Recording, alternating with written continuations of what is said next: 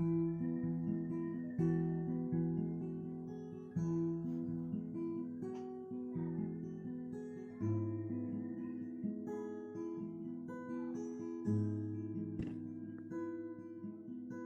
ora and welcome to another episode of the Holistic Human podcast. My name's Amanda and today I'm interviewing Annie Haas from thechildisthecurriculum.com. If you want to support the podcast, please like, subscribe and share. Give it a 5-star review wherever you're listening to it, and feel free to buy me a coffee, which helps with the running costs at buymeacoffee.com/Amanda L. Bradley. Today I'm releasing a classic episode, which was recorded when the podcast was called The Mystic Discoveries. The topic of the 12-year-old change and parenting/teaching through the teen years is so important, I decided it's time to release it. I went through and edited it a little bit to remove some of my ums and ahs so that it's a bit more of a flowy listening experience. Also, the technology I used back then is slightly different, so the sound quality is different, but I still think it's easy to listen to. So in this podcast, we discuss the spiritual, physical, and social changes teens go through and how the Waldorf curriculum meets them. Annie offers wonderful insights and advice for parents of preteens and teenagers. Although we started off with the intention of discussing these two particular things, it became another awesome discussion that would be great for people to listen to who are new to Waldorf, as well as experienced people. We start off by introducing the fourfold human being for those who might not be familiar with the concept. It can be important in understanding the more spiritual aspects of what's happening to your child. The 12-year-old change is an event most Waldorf teachers and Waldorfy parents are aware of. It's quite a significant part of the child's development. We talked a few years ago about the 9-year-old change, which might be a good episode to listen to before or after this one. We are discussing these turning points not from a position of dread or warning, but more from an angle of being prepared, open and loving towards the changes that your child will go through. Teens often get a bad rep, and it's partly due to adults not fully understanding their consciousness and their needs. Annie made a great comment between the difference of exploring and rebelling. Teens naturally want to explore, and this is healthy. They rebel when they feel oppressed, misunderstood, and not heard. Annie has heaps of observations and suggestions to share when it comes to maintaining boundaries, and part of that is laying the foundations in early childhood. We also discuss the importance of rhythm and routine, not just for 0 to 7-year-old children, but right up to 18-year-olds and beyond. So you can connect with Annie at thechildisthecurriculum.com or on Instagram at thechildisthecurriculum, and I suggest you look into buying one of her threefold planning calendars that were designed by her and her son when he was a teenager. She also has a book club online that I believe you can sign up for on her website. She posts about it every now and then on her Instagram page.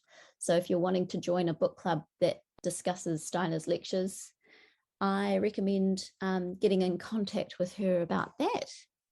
You can follow me on Instagram at holistic_human_Aotearoa and follow me along there.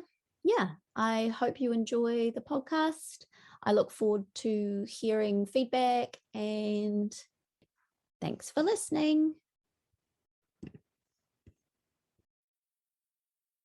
Welcome back to the Mystic Discoveries podcast, Annie. Nice to have you here. Glad to be back. Yeah, yeah. It's always nice having a chat with you, and I learn a lot, and I always come out of these podcast interviews with you energized and inspired, so I hope that our listeners feel the same way.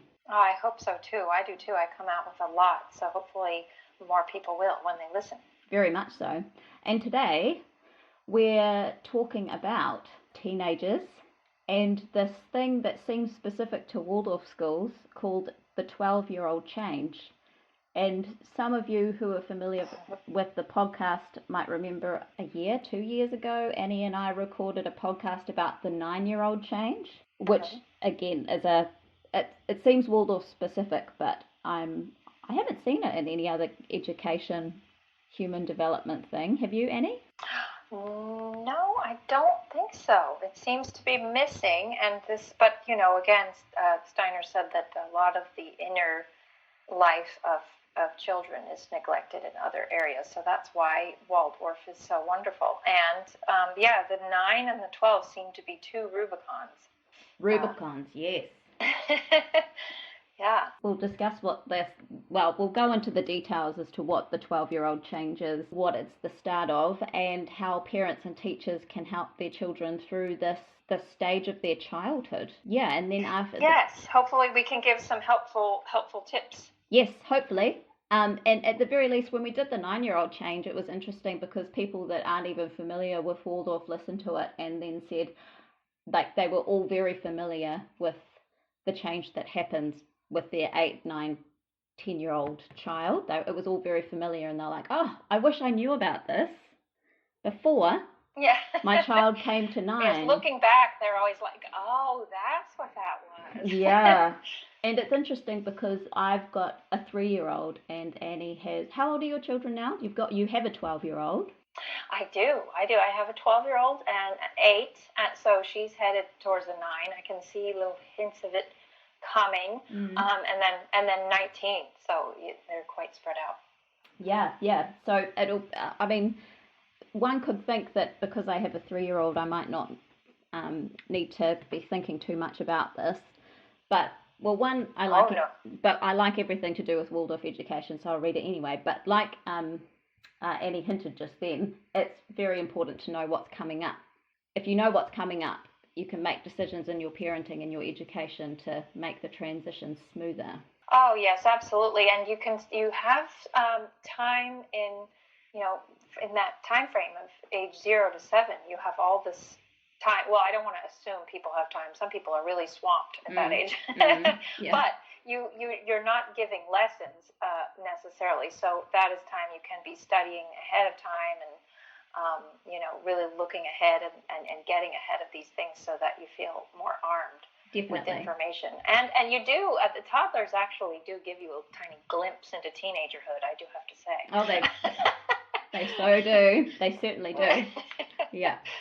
So I thought that we would start just for people who may not be familiar with Waldorf education or anthroposophy or anything, just going through some of the words and the models that we'll be referring to, and just giving you a brief explanation so that you kind of know a little bit about what we're talking about first, so that we've got a familiar vocabulary, so to speak. Okay, so the human's made up of 4 different bodies, and if you're reading anthroposophical stuff, that's referred to as the fourfold human being or the fourfold image of man.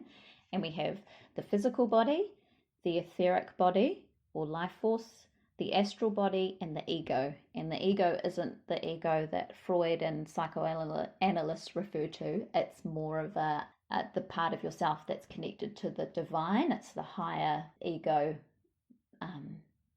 the higher ego that's connected to spirit and your destiny and all that kind of thing. So each of these bodies, from like an esoteric or occult perspective, have a relation to different kingdoms. So the physical body is related to the stone or mineral kingdom. So it's not imbued with any living life force. It's just pure material matter. The etheric body is connected to the plant world, which is obviously it's that life force that imbues the material and gives it, life force. So growth, reproductive capacities, all that kind of stuff. Then you've got the astral body, which is related to the animal kingdom, and that's more your feeling life, your likes, your dislikes, that kind of part of yourself. And then you've got your ego, which is related to the human being kingdom, because that's that connection and freedom of thought, freedom of just human freedom comes from the spiritual world, and we've been gifted with that. Capacity. And so, in regards to the Waldorf education perspective on when these different bodies are born, they haven't all been, when the physical being of a baby is born, all these 4 bodies aren't all born at the same time. It's a slow incarnation process. So they're there, but they're kind of hovering just on the outskirts of the being. So they're there, but they're still needing to be born. So the birth of the physical body obviously starts when the baby is born. And from this moment, all available life forces of the ether body are busy building up the physical body. So the ether body isn't free yet. It hasn't been born. But when the building up process of the physical body has finished, so to speak, then the life-giving forces of the ether body are partly freed from their task, and that means that the ether body maintains the body rather than creates the body. And then from the age of 14, the astral body is born. And this is when the astral forces get a firm grip on the individuality, and it can result in a temporary state of confusion. Some people describe it as a zoo without bars, and it means that the human ego is now confronted with a new task of mastering these overwhelming forces. And then the ego is born around 2021, and that means that the physical body has kind of been shaped and the 4 births have happened, and now the ego is free and able to manifest itself to the full, which is pretty much its aim for the rest of life. So that's a little intro into what the 4 bodies are. It just kind of gives you a picture of how you're working with education, or what phrases and what phases you're working with at different stages of education and parenting. Yes, that is a great basic description, and it really the real keys is that we do incarnate slowly, and other educational methods would maybe feel like the human being incarnates faster, which is why things maybe are done a bit too soon in Steiner's eyes, because we really need to teach to the unfolding human being rather than, treating that all too soon. Yeah, exactly. So that's important. Yeah, it is. And all of these bodies, so to speak, I mean, as they get older in age, the ego, or their like you say, the incarnation process is happening incrementally, so to speak. And so these Rubicons that we talk about, the 9-year-old change and the 12-year-old change, are kind of like they're related to that incarnation process. And we'll talk more about how that is related to the 12-year-old change, and then also further to that, why you would educate a teenager and bring different subjects to a teenager than you would to a preteen. Yes. Which is important to know. And so kind of in that, I've described the different phases of childhood. So when you're thinking of child development, we think of the education happening in stages. So we've got the 0 to 7 stage, where the child is usually in kindergarten for that time, and then their class 1 to 7 is known, we call them the lower school years, or would you call them the elementary years in the US, or what do you call it? Yes, it is elementary here, but yeah. Steiner calls it the lower school, and I think in other countries too. Is that right? I think so. I just know it as the lower school, and then from class 8 to 12, that's called the upper school, or that's the high school education. So you've kind of separated into those 3 stages in formal education, and that's a rambly introduction to it all. I recommend there's lots of great diagrams online. So if you just Googled the 4 bodies in Waldorf education or phases of childhood, you'll come up with some pretty good graphics that help you understand it as well.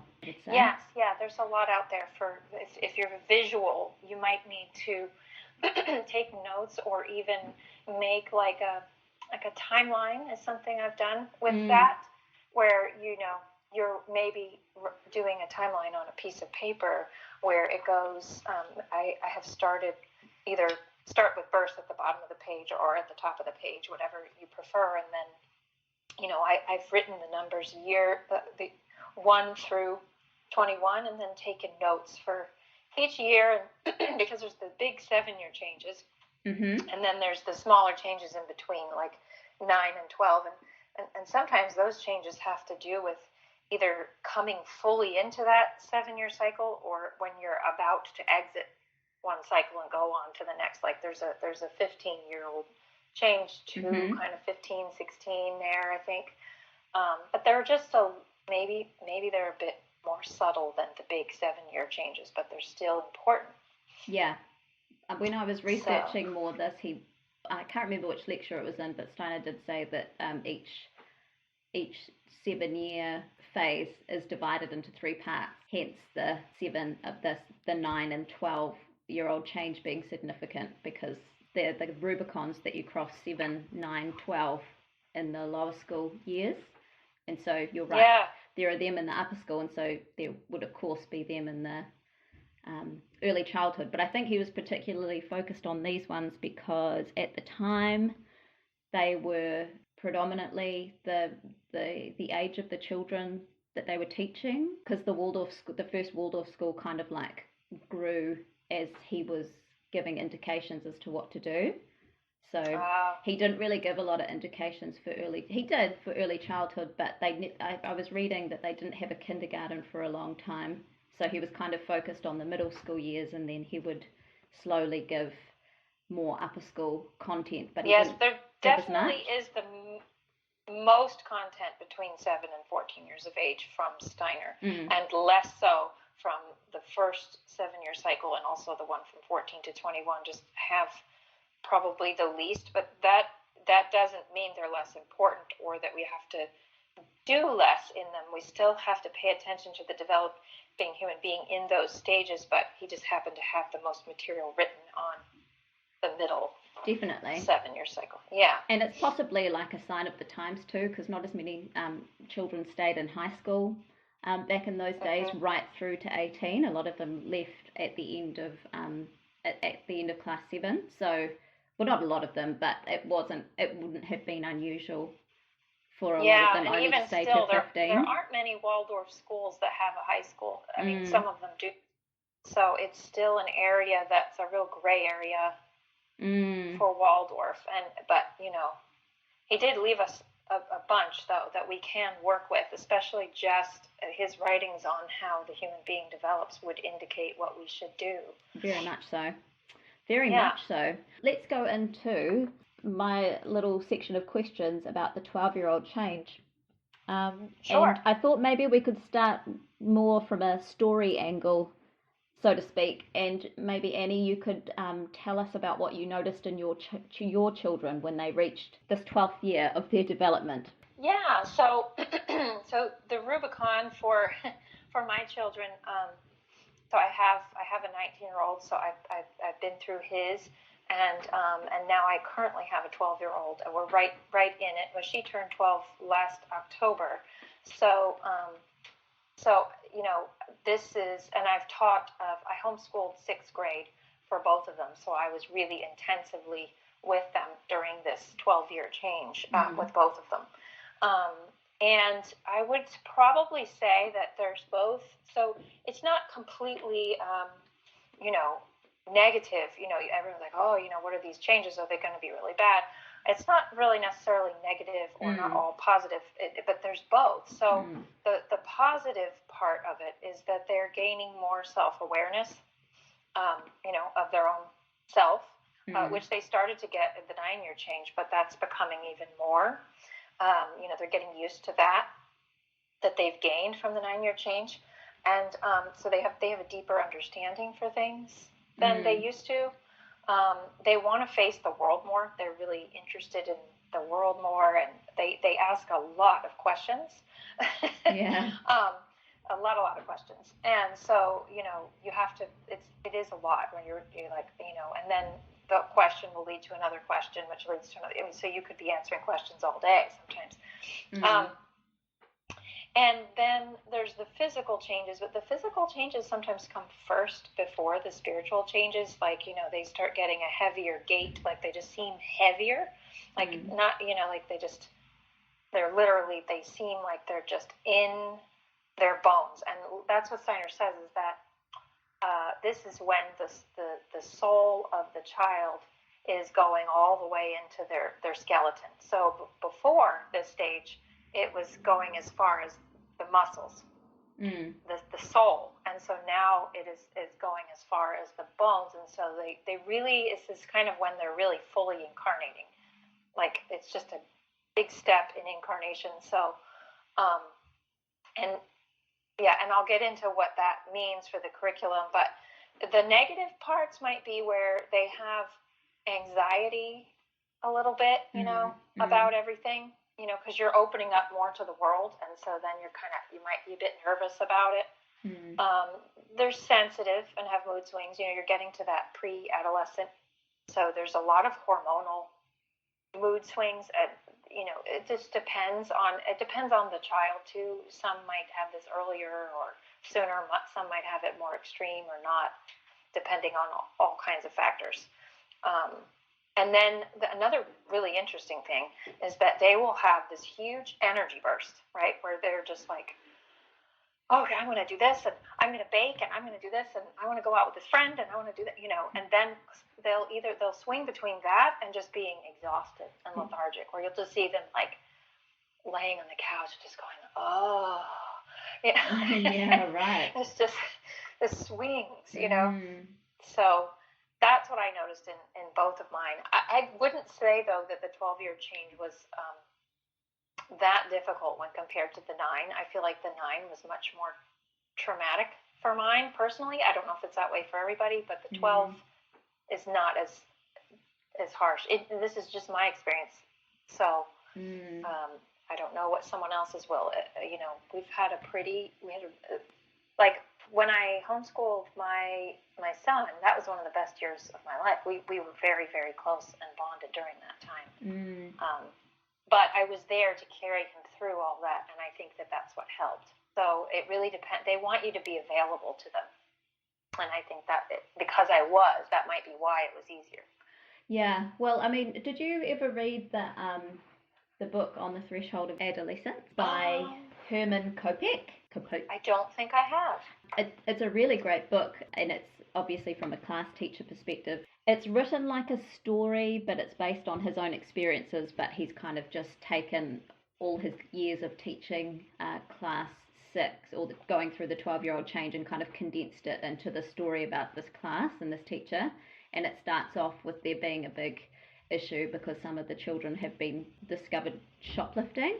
And then it kind of goes into this whole process of like, why is that happening now? And it seems like, I don't know about the 9-year-old change, but from my observations of teaching classes, especially class 6, which is kind of when this 12-year-old change happens, or this Rubicon happens, from a social perspective, it can be really, really, really challenging for a lot of them.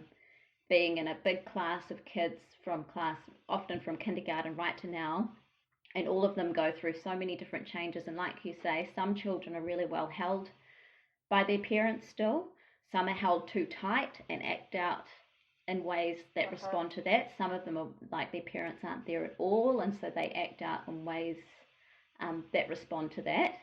And then also some of the temperaments change, and girls can become a lot more catty and boys become a lot more withdrawn. And so in a big social class setting, I wonder, there's like a whole social change that happens on top of the individual change, if you know what I mean. Yes, and I think it would be good, and I've written down that book so that I can read it. I think it would be good for the listeners just to get a perspective from homeschoolers who may be holding their children with balance is going to be different than if you're listening and maybe your child's going to go to a Waldorf school. This might be a good thing to read so that you can see how that change happens in a whole classroom. Definitely. It'd be different than homeschooling. And how it's important for the parents to be working as a community with the teachers, because most times, I mean, I can think of multiple incidences that happened that were like the stealing, some more serious, some less serious, during that year. And the outcome of that, and seeing how the children then grew up, since this was a few years ago, you kind of can see how the community of the parents and the teachers, how they hold that space, will inform how that class moves forward through high school and beyond. It's a really critical time to be mindful about how you're approaching tricky situations if they arise. It is. It's very critical. And my son was in, after our wonderful 6th grade homeschool year, he entered a Waldorf school for 7th and 8th. And I did feel like I had to stay very close and connected to the teacher and him and work with all kinds of things with the class and everything. And I kind of hovered around the school, not too much, not overly, I'm not going to be that mom that's hovering. But at the same time, it's really important to, not just be completely withdrawn either. It really is a fine balance of being involved, but also allowing freedom. And that's kind of the precursor to the teen years, where you're pulling back your authority a little bit more, but you're also staying around to be supportive, so that it guides in the right direction. Yeah, definitely. Well, I mean, this is kind of leading us to the question of what is the 12-year-old change? And I wonder if we could start this question with you explaining why we use the term the Rubicon. Why do we call it crossing of the Rubicon? Why do we call it that? Because it really feels like you're having a big shift in so many ways. You're crossing a big bridge. And you can't turn back. No, there's not. No, yes, back. That's exactly right. Thank you for that. Yeah, you can't go back. It's and they realize that they can't go back, and that is a little nerve-wracking. It's like a couple times my children said, "Oh, I don't really want to grow up yet. I don't really like this. I don't like these changes. This is unknown." But then that feeling fades, and the next day they're really into it again. So it's this waving, come and going of just like, I'm on shaky ground, but I'm gonna. So my son's Waldorf teacher would actually come to the school and find him outside of the classroom laying on the ground on his back, and I'd be like, what are they doing? And then he's like, oh, I'm earthing, Mom, I'm grounding. And I was like, oh, okay, well, that's wonderful, because if they're really outside of themselves, if they really just are just like, whoa, you can just bring them into, I love that Waldorf teachers do this. They made him go bale hay at the school farm, or they'd send him on a couple laps around. My son had a lot of energy. Yeah, right. A lot of restless energy. So the classroom setting for boys can be really tough at that age. They need to be physical. So they need to reconnect with nature, or there's certain tools that Waldorf teachers use that aren't always used in traditional schooling, that I feel like helped him through that time. And what helped me through was loading a bit more responsibility on, like more chores, and different types of chores. Like this year, my daughter started doing the dishes, or that was her older brother's chore. Now she is starting to do the dishes. And I'm giving her a little bit, she had a bit easier chores around the house. She still had just as many as her siblings, but now I'm giving her a bit harder ones. More responsibility. We're still holding a strong rhythm. So rhythm still is important. It's not just for early childhood. They feel a little bit secure in that rhythm, and then also they know it's expected of them. This is just what we do. And if you've done a strong rhythm from early on, and you hold it through their whole childhood as best as you can, and there's some days where you're not going to have it, but if you hold a general rhythm, that really does carry them, because they just automatically then do what you need them to do, and they feel safe and secure in those boundaries, and it really helps them feel less out of control. So I reduced authority more, like just, and this is the age where Steiner says that they can have judgment. So before this age, they really can't form their own judgment. They're just going to form whatever opinions you have. Yeah. Age 12 is where they really they can do their own judgment, and they might say they have opinions before that, but they don't really know why. Yeah. So so you have to, as an adult, open up to their judgment, kind of leave room for, well, what do you think about this? And or, if they start to question, like, well, why do I have to, because they'll do this, well, why do I have to do this? And why can't I do it this way? And you might have to explain, so take the time to explain, well, we can't do it this way because of this, but here's something we could do. And this is how I work back and forth at this age. Like you can reason with them more. You can't, before where with early childhood, it's just, well, this is what we do. Yeah. And you just sort of lead with authority. This is finally the age at 12 where you can start, opening up more of like, you're going to give up your authority. You're going to reduce it just a bit more, and you're going to be,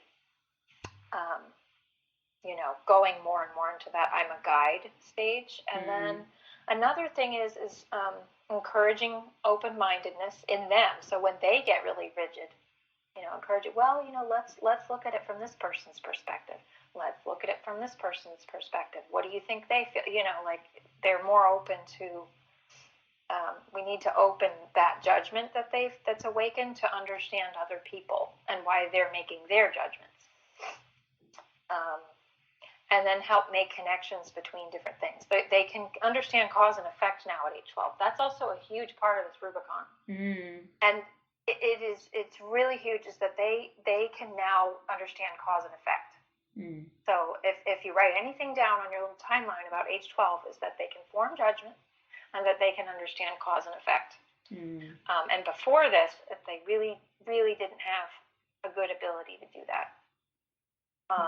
So I always had conversations about the world from various viewpoints with them and just having like an hour-long conversation, or maybe it's not that long at 12. That kind of gets to be more as they get to be teenagers. But conversation and opening up conversation and letting them lead a bit in the conversation and letting them form judgments and just being there to support their thought process. And then they feel heard. And they feel their own thinking mind, making sense of things, and they just feel this great satisfaction and all that. Yeah, they do. So, in regards to what it is, it's a waking up process in a way, isn't it? They haven't woken up fully in terms of their ego fully incarnated, but it's just another one of those steps where they become a bit more self-aware, and they're kind of separating themselves from their environment as opposed to kind of dreamily flowing through it like they did in their earlier years. I guess that's where the judgment comes from, and possibly where that why children at that age, I don't know if this is how you found it with your children, but they suddenly become very, very critical of their parents and their teachers, and it tends to be the age that I noticed it when I was teaching, that they were like, oh, that's so Steiner, was something that I heard a lot. Yeah. Oh, that's so Steiner. And they suddenly, like, they're so over, like, the rainbow spectrum. And, oh, my God, my mum has such a weird haircut. Or, everything is, they're very, very, like, hyper aware of when you make a mistake. Do you know what I mean? Did you find that? Yes. Yeah. Yeah. That comes with that judgment. It just comes with them. They're judging everything. Judging anything and everything. It's almost as if they just want to practice judging just for judging's sake. Yeah. It's not a very refined or mature sense of judgment. It's just like anything that is not them is automatically super lame, or not part of their friendship group. It's us versus them. Well, us versus them kind of thing in a way. Yep. And they will pout, and they will say, that is for losers, and this is yeah. But it's all part of the, they're expressing their feelings. They they're kind of also in that where their astral body is not going to be free for another couple of years, but they really sort of wish it was. Yeah. Yeah. They're very hyper aware, I've noticed, of pop culture trends, there can be some really positive role models out there, but there can also be some not so positive ones. And it seems to be the age that they start really connecting in an almost like tribal way with things that they like. So the kids that all like hip hop music start being really into hip hop together, and then you've got the kids that really like a certain TV show, or they're kind of individuating, but they're also trying to find their peers that they can be individuals with. Do you know what I mean? Yes, exactly. They're trying to find their way, and so they kind of grab what's nearest, and you know, that also is an anchor. It makes them feel safe to be a part of something. Yeah. You know, oh, I'm a part of this group, so this is who I am. This is what you know. I can't cling on to the things I used to be able to, so I'll cling on to this. And yeah, that's especially something also to watch out for. If they're in school, they might have even more of that pressure to, you know, we gotta have to have this sneaker or this trend. You know, it doesn't show up as much with homeschoolers. They tend to be this eclectic thing, and they're kind of fine with it. But they can still hop onto trends. Even homeschoolers can if they find it. You know. Yeah. So yeah, that's all what's happening. But it doesn't necessarily have to be a bad thing too that these kids hop on trends. Like you're saying, you can have really, if you're having good discussions with them and you hear they're listening to music or watching something or wearing something that maybe doesn't feel appropriate, there are ways that you can have discussions with them and maybe help, kind of sculpt their judgment forces to try and, or their ability to judge what it is that they're doing themselves. I mean, you don't want to get too hyper intellectual, but it is a good age to kind of be like, wow, do you think that's an appropriate lyric about how they're treating women or their peers? Do you think that's a nice thing to say? Or would you say that to somebody's face? Or I don't know, something like that. Exactly. You can open these discussions asking questions, just saying, you know, well, where is this coming from? Why is this person doing this? Or, you know, you can even talk to them about, and I've done this with mine, is like, you know, how important is it to fit in with people, or how important is it to just be yourself? And what are the reasons that you're doing this? Are you doing this because you really genuinely like it, or are you doing it because you're exploring, or are you doing it because other people are doing it? You know, and then that gets them churning, and they're like, well, why am I doing it? And then they sit alone, and you just let them absorb that. You know, they don't even need to answer it, but they'll sit with it. I love that question, are you exploring it? I've never heard that as an option. It's like, you know, are you this or are you not this? But then I've never heard the option of like, is this something that you're wanting to explore more?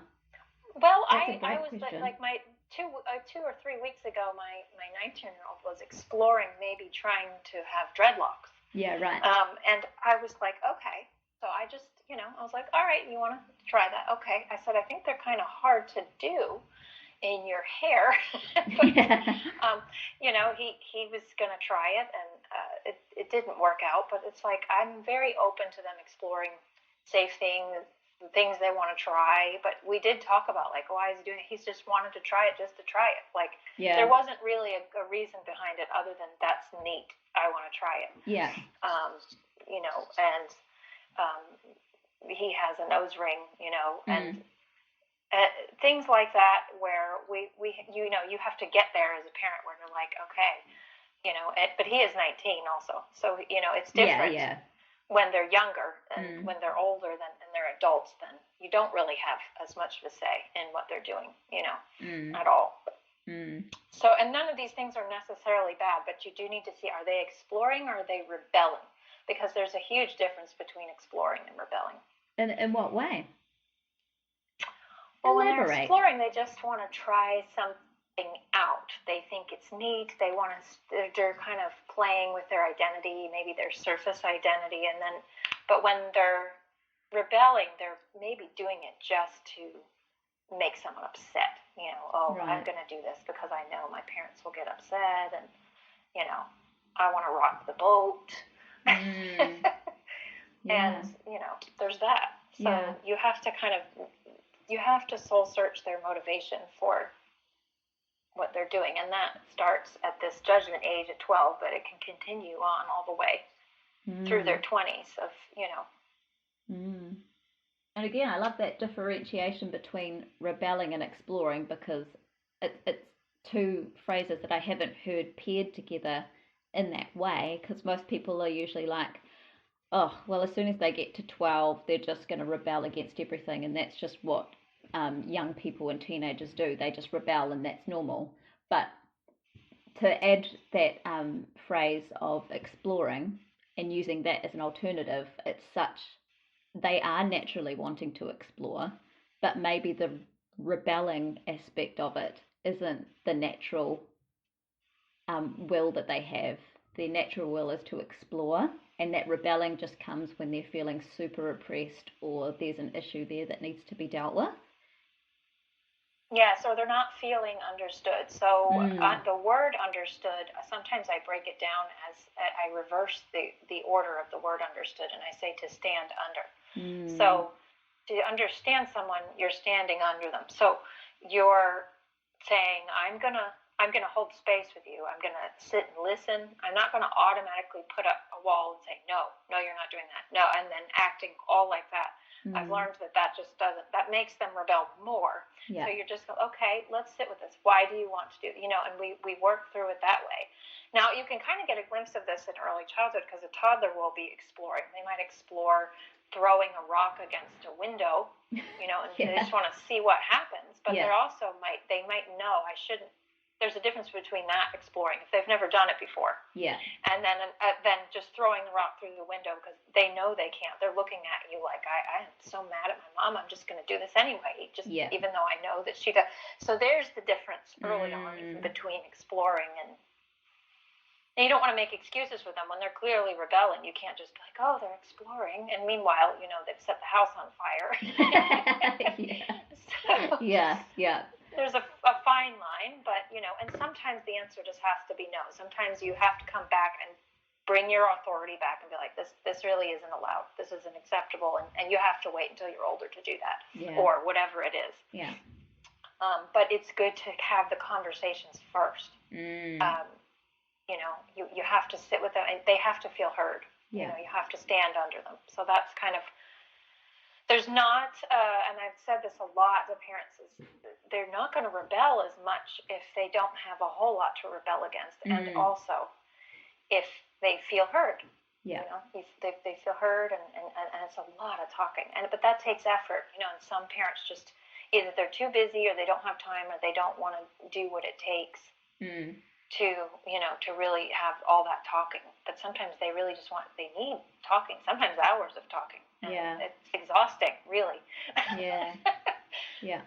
And that you start doing with children when they're toddlers. I mean, age appropriate, of course. You're not asking your toddler to judge their behavior or anything like that, but you can start having age appropriate open sharing times with your children. And if you're doing that right from the beginning, and as these changes happen, you alter the way that you're speaking to children and bring different ideas to them, again at an age appropriate way, then by the time they get to 12 or 14 or 15, you're not just suddenly trying to have these really in-depth conversations with your child, but you've never done that before. I mean, like a 15-year-old's not going to want to sit down with their parent who has not made an effort to discuss things in the past.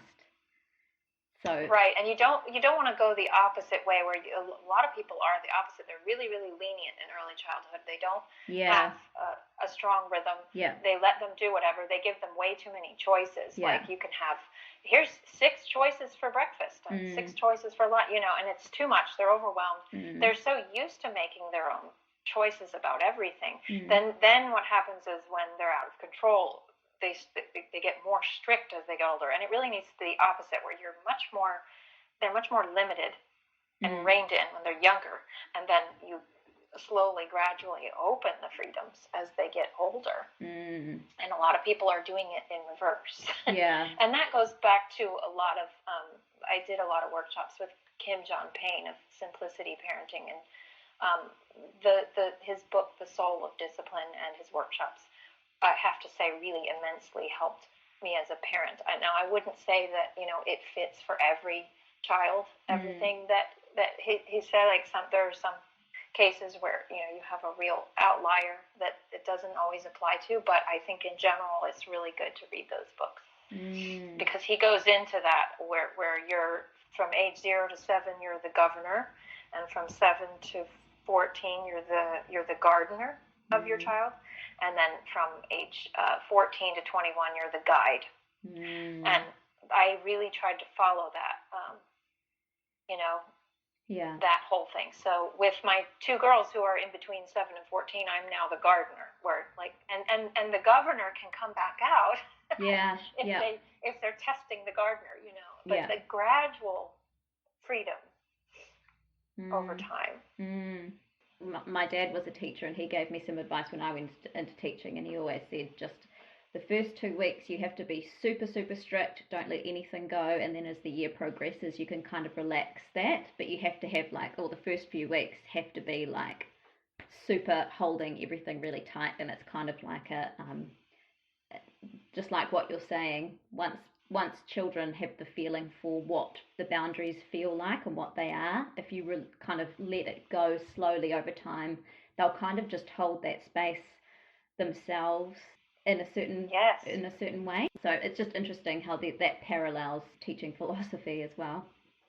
Yes, and another thing that from the workshops was the pinging, the submarine, where they are a submarine, the child is, and you're the land. And they're constantly sending a signal out. Where is the boundary? Can I go past? Yeah. Or and you're saying nope. Here's the boundary. You're not going beyond this, and you have to stay firm with it. You know, you can't. So that is also, that was a helpful analogy. And any time I felt like my children were testing me or they were pushing my boundaries, instead of taking it personally and getting really upset with them about it, I said, oh, okay, they're pinging me. Yeah, and I'm like, all I have to do is let them know that this is where the boundary is, and then they back off. Yeah. Yeah. So I think we've kind of talked about it kind of being the cusp of adolescence, really. It is. Yeah. It really is. And especially with those two aspects of judgment and then also understanding cause and effect. Yeah. I think. And I had a question. We've talked about this too, what parents and teachers would notice in children around this age. And I got a few other notes that I thought might be interesting to mention. In this book by Herman Kopek, and I'm sure Steiner mentions it at some point, but he says that around this time you may see changes in temperament. So if your child was phlegmatic, for instance, or melancholic, they'll change. I think he says there's like a, what does he say? I'll have a look at my book because it's quite interesting. If they do change, cholerics become sanguine, sanguines become phlegmatic, phlegmatic can become melancholic, and melancholics can become choleric. So there's kind of interesting. They don't always, but they can change, so you might notice that. And he says that in particular, watching the melancholics turn into cholerics can be a difficult one. Can be difficult. And melancholics melancholics into cholerics. But I would do some more research into temperaments and see if that's relevant to your children. It's something to be aware of, though, so that you don't keep schooling them like they're a melancholic. Do you know what I mean?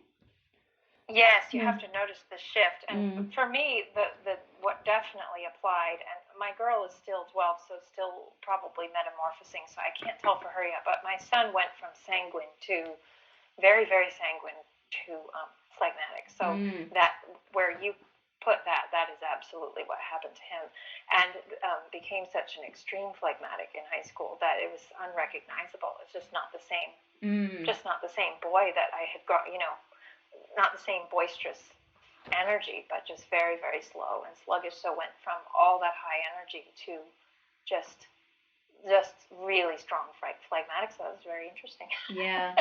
And I guess that can be difficult for parents and teachers as well, because they are obviously used to a certain, and for the child actually, but they're used to their child being a certain way, and then suddenly they become somebody else, and that's really hard to renegotiate your relationship with somebody who experiences the world in a different way, and really hard for the kid as well. Yes, that would be. And you really do have to shift, how you teach and also how you parent. If you're really into the temperaments, you can get into it with just parenting too. Of, with the phlegmatics, is how do I get them going?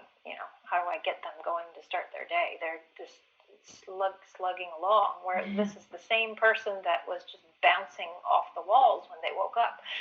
Yeah. So it's interesting, and it's a very interesting shift, but it's why it's really good to be armed with the temperaments. All of this whole 12-year change should be paying attention to the temperaments too. Definitely. So that was the everything else we've kind of mentioned. And so in regards to the curriculum, how is the curriculum supportive of this 12-year-old change? Yes, well, it's very supportive, and this is why it excites me the most about Waldorf, and why I'm sticking with Waldorf curriculum over any other type of curriculum, because this is the stuff that, I don't find anywhere else. Because a lot of the time, education is focused on the body and the physical world, and is not looking inwardly enough. Yeah. So this is the curriculum for Waldorf. As soon as they turn 12, this is a time. So now that, like I said, they can, they're becoming more individualized and independent. So this is a time for physical facts. With those physical facts, that they can be independent of humans. So for up until now, everything has come from the standpoint of a human. So everything in the Waldorf curriculum, from first grade to fifth grade, is always coming from the standpoint of human. When we teach the human and animal block, we teach zoology in fourth grade. Human and animal block, we're teaching the animals from the standpoint of the human being. So it's the standpoint of the child, as the child is looking out into the world and seeing all the animals. Well, now we can study things separately from humans. So that's why we do, in sixth grade and seventh grade, do physics, chemistry, astronomy. Those are not coming out of the human being themselves necessarily. However, Steiner says it's really important that we can study these independent physical facts, but we always have to kind of bring them back around. We relate it back to the human. So we use nature in relationship to humans rather than from the standpoint of human being. So he says to always relate it back. So if you're doing physics, he gave an example of like light refraction. So if you're studying physics and you're studying light through a lens, for example, through a camera lens or something like that, you can teach them those properties, but then relate it back to their eye, so that they can make it their own. They can make it personal, and it relates back to themselves from the outside. Yeah. So that helps them with that thirst of like, okay, I want to go out in the world. I want to explore. I want to face the world. But I still need it related back to myself. We cannot give them, Steiner says, and a lot of other curriculums do this, we cannot give them where it is an adult curriculum, where we can just be completely separate. That is more for the college age level. We really still have to relate it back to them in a human way. Definitely. And so we have to develop how the child relates to humanity spiritually. So if you just use pure facts, you're ignoring the soul and the spirit. So to bring it back around to the child's inner life, you would say, well, wow, this is going on in your eye, or, and you're relating all of these facty facts back to the child, and you're going to use humor, and you're going to use all these things so that you're not ignoring their spirit, and you're not just bringing them facts, you're relating it to the human being. So education itself is an art and not a science. Yeah. And what Steiner means by that is that you have to stand in front of your children and you're an artist. Even if you're not formally teaching them, let's say you are an unschooler but your child is initiating these conversations and you want to teach them something you know that they don't, you can still work with this practice. You need to artistically appeal to their feelings. So you can be saying all these things, and this is the story of when I did this, and this is what I learned about this, and everything we say and do to them, we are doing it artistically when we do that, And so the other thing is that the curriculum does is the children can get tiredness and fatigue. So you remember when I said that sometimes the middle schoolers have all this energy and sometimes they're literally like just falling out of their chair. Yeah. It's really easy to bore them to death. Yeah. So you don't want to do those fact things without having a lot of, relating back to themselves. Mm-hmm. And so Steiner said that, so it breaks into these 3 parts, the curriculum for this age, where we have the head, and we have the lungs and the veins, or the rhythmic system, and then we have the limbs. Now, if you look at the head and the limbs, like our head and our arms and legs, those things are not rhythmic, meaning they don't have a rhythm. Like, how our heart has a rhythm? Yeah. And our lungs have a breathing in and out rhythm. So those are rhythmic. Well, the head and limbs are not rhythmic. They just kind of along for the ride. The limbs have to do with really your metabolism, and the head has to do with, it's just kind of thinking thoughts, and it's just sitting on your body, kind of observing everything. Yeah. Well, so what he said that you don't want to do at this age, or pretty much any age, but especially this age, is you don't want to wear out the head and the limbs, because those are the ones that get worn out because they're not rhythmic. You can't really wear out your heart. Well, you can, but those are constantly going to go. Yeah. You're never like, oh my gosh, my heart is so tired. Exactly. I need my heart to just put it on a shelf and have it stop beating for a little while. Yeah. So he said we really need to teach to their rhythmic system, and you don't want to overwear out the things that can get worn out, which is the head. So you don't want to overload their heads intellectually, because they will get very tired, and you also can't wear them out too much physically. So you really need to balance those 2 things. Yeah. In their own rhythm, give them an activity, and then have them do contemplation. Right. After that. So that's really important. So another thing that might be good, aside from that chart where you're maybe making 1 year to 21 years of age, draw on a piece of paper a body, and draw the head and the lungs and the limbs, and really think about your child, and which parts of my child am I going to wear out today? Am I wearing them out? Have we done too much physical activity and not enough constantly? You really then you're thinking about not wearing them out. So that's an interesting, and it goes back to when they've been sitting in the desk for a while, maybe at school, the Waldorf teacher would send them out to the farm. Yeah. Or something else, because you have to balance it. Yeah, definitely. So, and also he said artistic lessons, wear them out less also. Yeah. And try to make all the lessons artistic, or have an artistic element, because their head forces won't wear out. Yeah.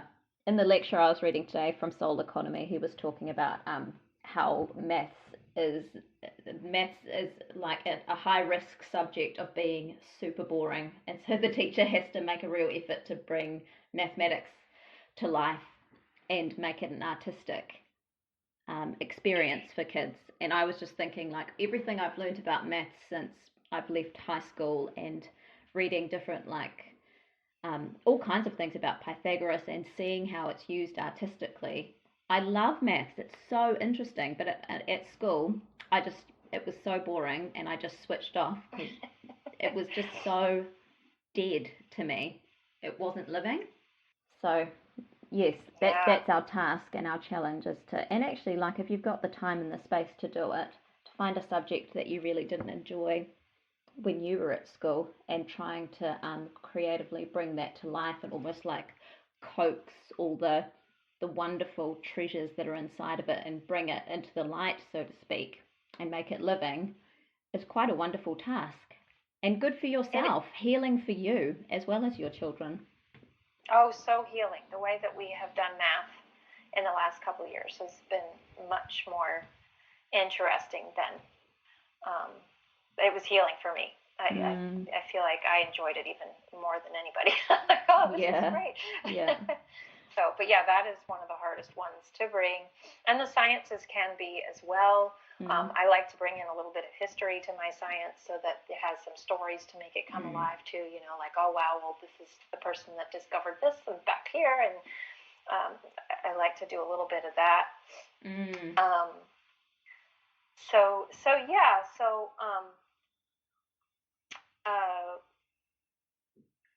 The other thing about the curriculum was that incarnating humans, because we said, you know, they're slowly incarnating, and so they're really, really coming into, well, another aspect was that incarnating humans have to penetrate the body before they can face outward to the world. So they are slowly from birth incarnating into their bodies. And this age of Rubicon of 12 is when it's finally all the way into the bones. And so now they can start to face outward. And if you look at the bones and the way they work, there's physics in your arm when you're moving it, your arms and your limbs. There's physics there. So that's why we introduced that subject at this age. Yeah. Because before age 12, the child's perception is kind of their muscle nerves, and after 12, the perception is their muscle skeletal, and so that's why.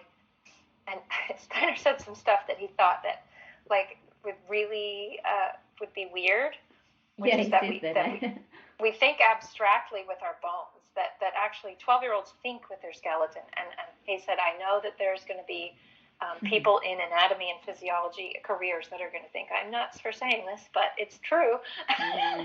Yeah. So, very interesting. Have to have an open mind with Steiner and really suspend. What did Aristotle say? He said it's a mark of an educated mind to entertain a thought without accepting it. So if you find you're really having a hard time accepting Steiner, just try to entertain it at least. Like, in what ways is my child thinking from their skeleton? And that's a really interesting question. Yeah, for sure. It's also quite, as well as that physics and the sciences coming to children at that age, I also thought it was interesting how the history curriculum changes at 12. And I think I was just interested in it this time because I did a podcast with Paul Weston pretty much about history and how we view it. The last podcast I did on his book that he wrote, and it was just this whole concept that traditional historians kind of look at history as this like empty shell of events, whereas if you look at the Waldorf curriculum, I was kind of thinking how history is brought to the children, and like before 12 it's all very it's myth based. Bible stories in class 3, and fairy tales in class 1, and fables class 2, and then you've got the Norse myths, and then you've got the Indian religious lessons in class 5, and it's kind of also this slow incarnation of history in the physical realm. I mean, you can't tie Sleeping Beauty to a historical event, can you? But and the same with like the legends of Vishnu and all that. There's no historical event you can tie that to, or Loki or whatever. But then you get into class 12, and it's kind of like the history of human consciousness before then, and then you get into class 12, and then you get into the Roman history, which is recorded history, but it's still delivered in a way that's really living. The children are taught stories of these personalities that were just so extreme and so alive. It's almost like, and they're kind of immersed in this whole, what it was to be Roman, as opposed to, here are some dates. This is when the Colosseum was built. This is some temples, and now we're moving on to Greek history. But yes, we went living. through the soul of Rome, Yeah.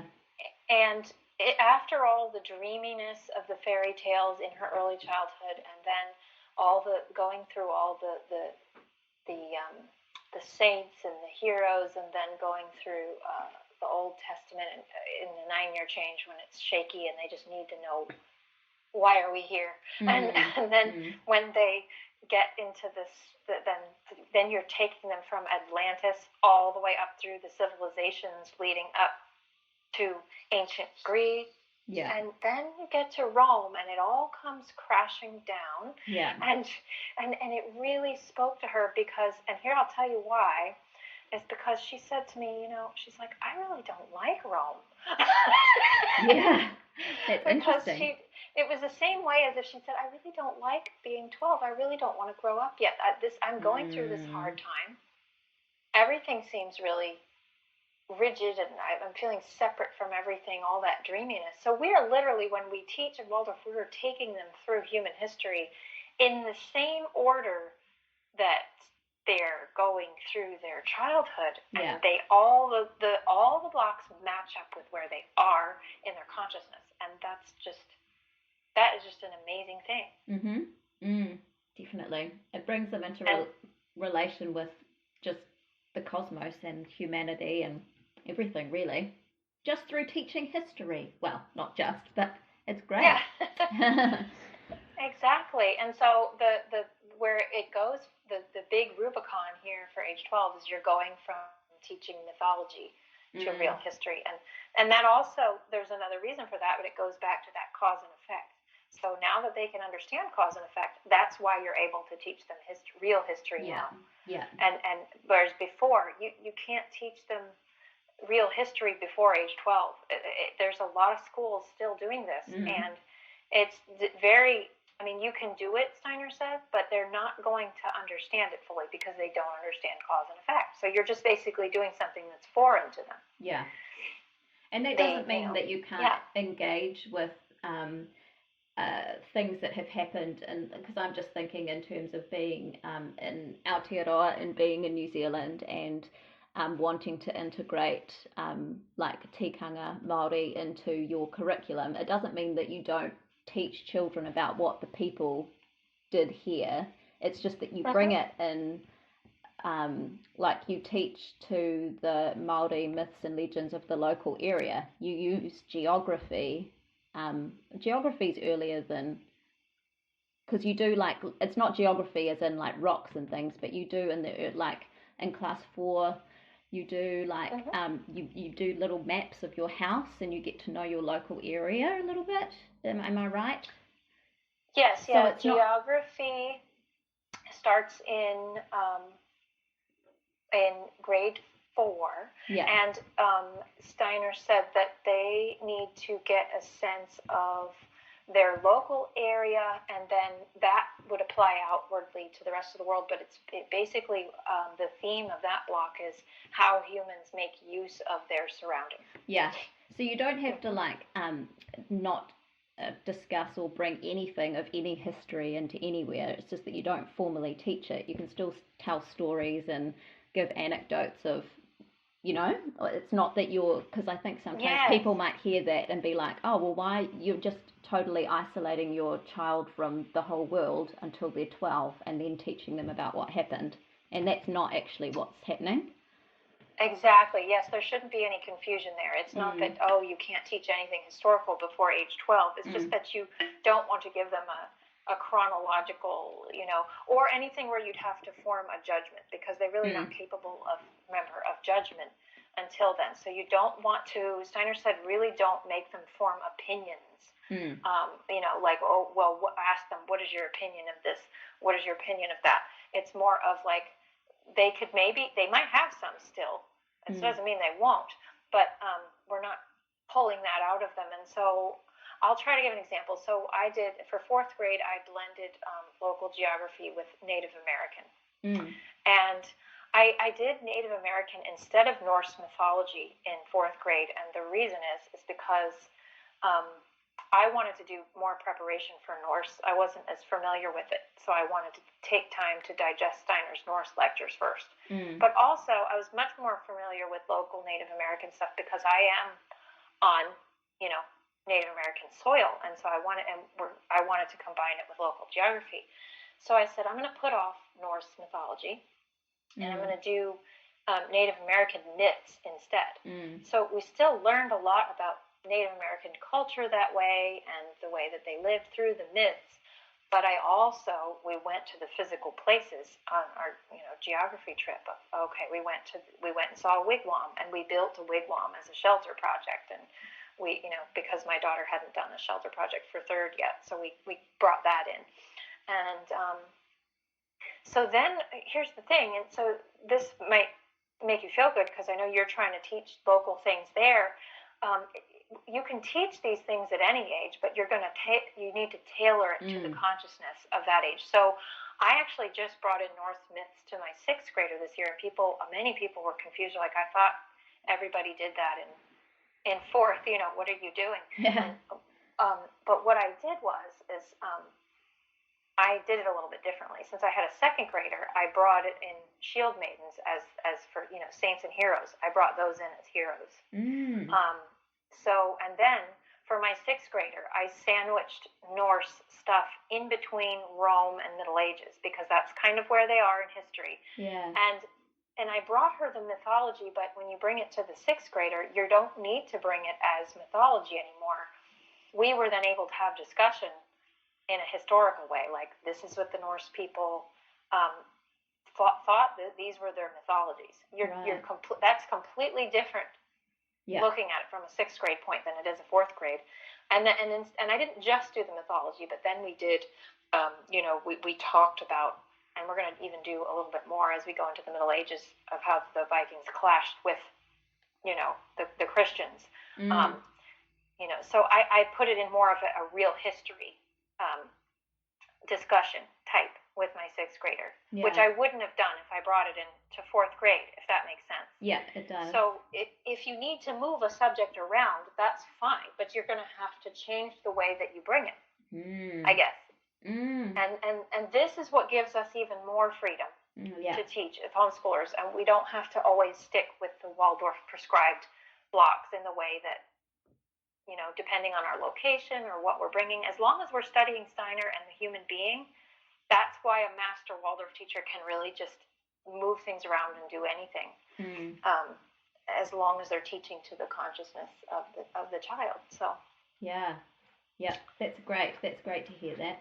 I think that's important for people to hear, because it's really easy to just slip into that dogmatic. You do this, then this, then this, then, or it's also for some people who've been doing it for a long time. It's just easy to just keep doing the same thing, and not that you have to be like challenging yourself 100% of the time, but it is good to kind of look at things and remember that your child, that the catchphrase, the child is the curriculum, right? And you you don't have to do things the same way, and actually sometimes these units or main lessons or whatever are imbued with such a different special force when you change them up slightly or shift them around, and then they become something completely wonderful and magical. And and I had such a wonderful study of I'm glad I took the time to study Norse. I got to read Steiner's The Mission of Folk Souls, which really goes into the soul of the Norse people and like the way that they felt, and it enriched me as a person to learn things I had never learned before. And then I was able to better bring that to my girls in our conversations and talks, which those are the kinds of things you can't see. So I just have to.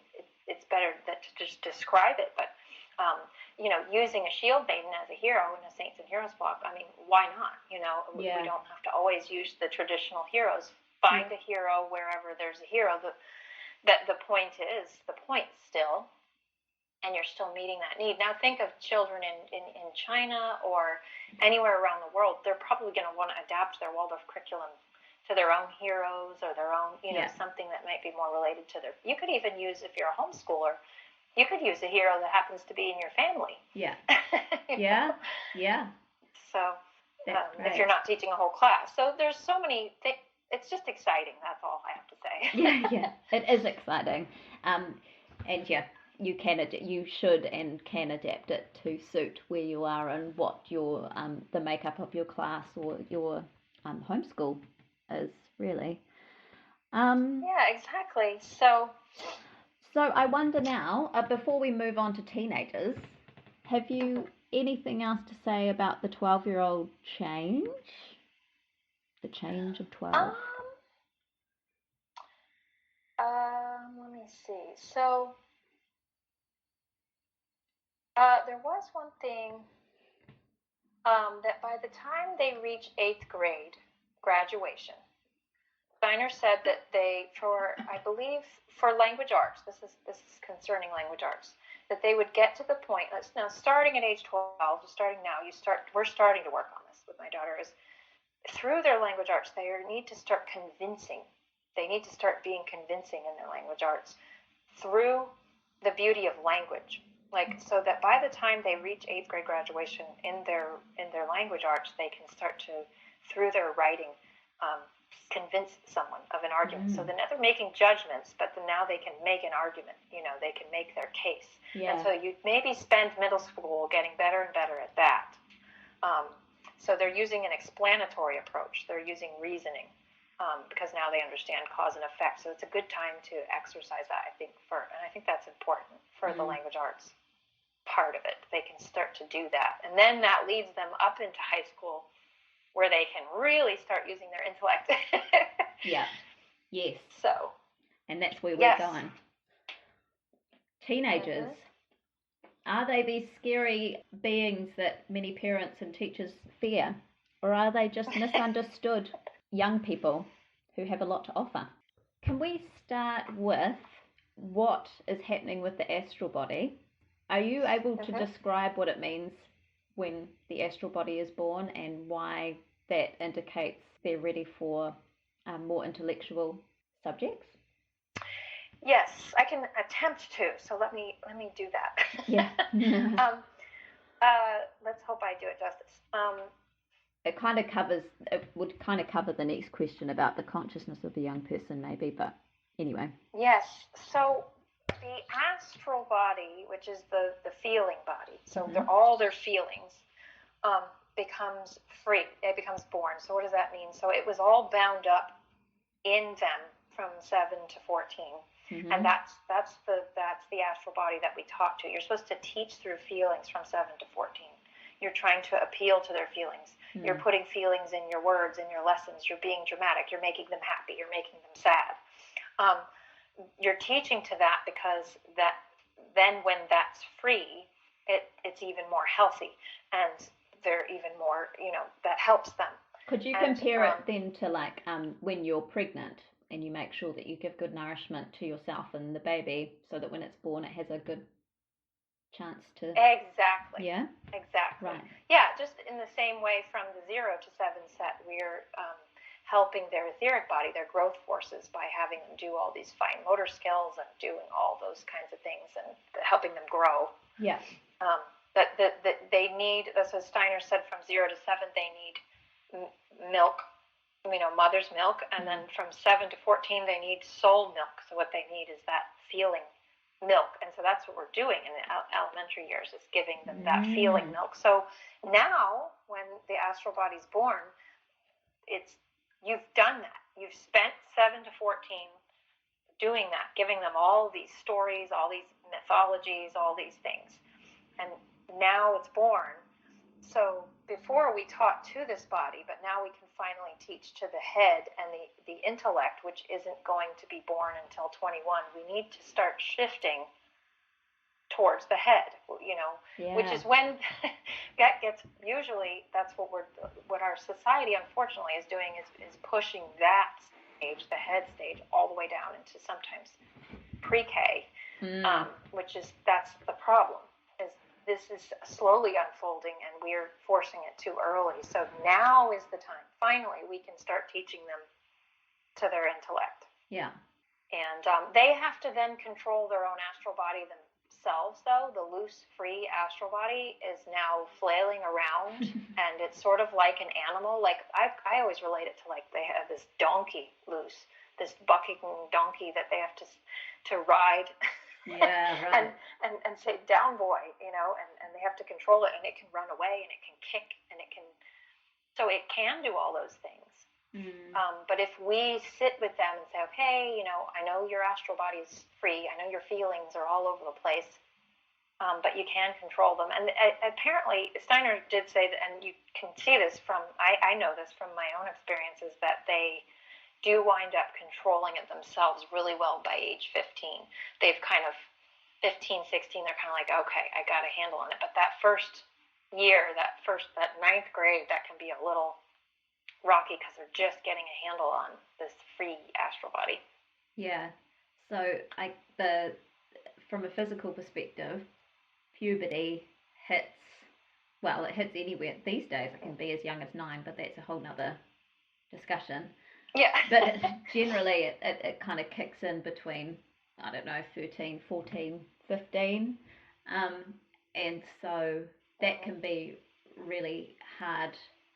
So is that part of why 9th grade can be difficult for them as well, because their physicality is...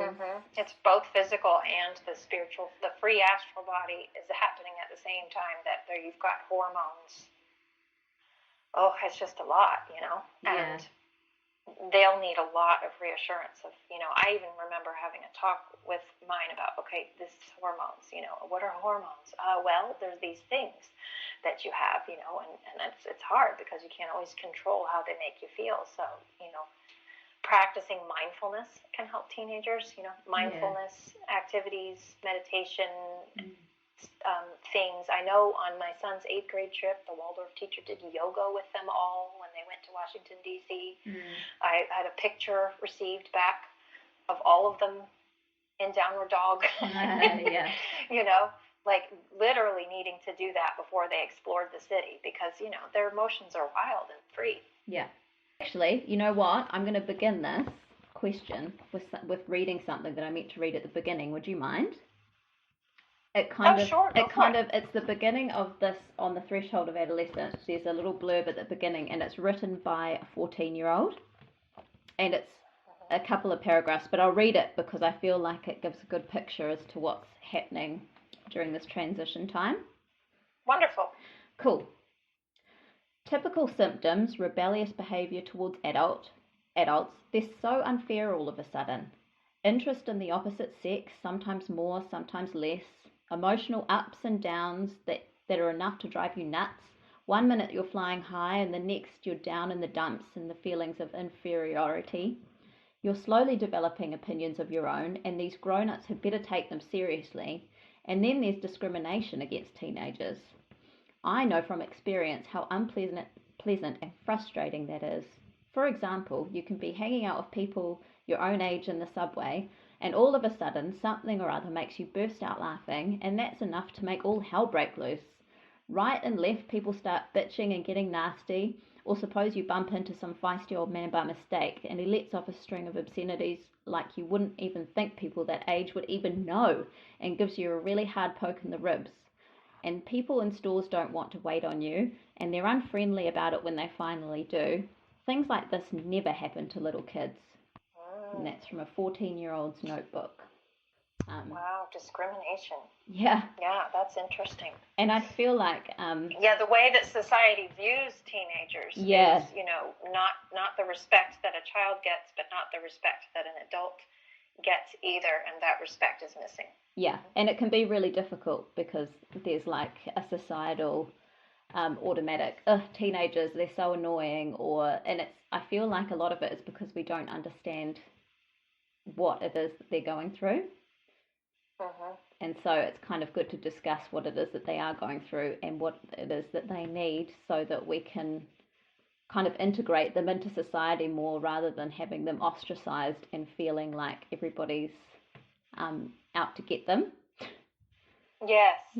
Well, one of the things that I did from the get-go, and I don't really know what made me do this, because our society is like that, but I got rid of the notion within myself that that my teenager would need to rebel or that we couldn't have a great relationship. So I first started with my own self of, how do I get rid of that?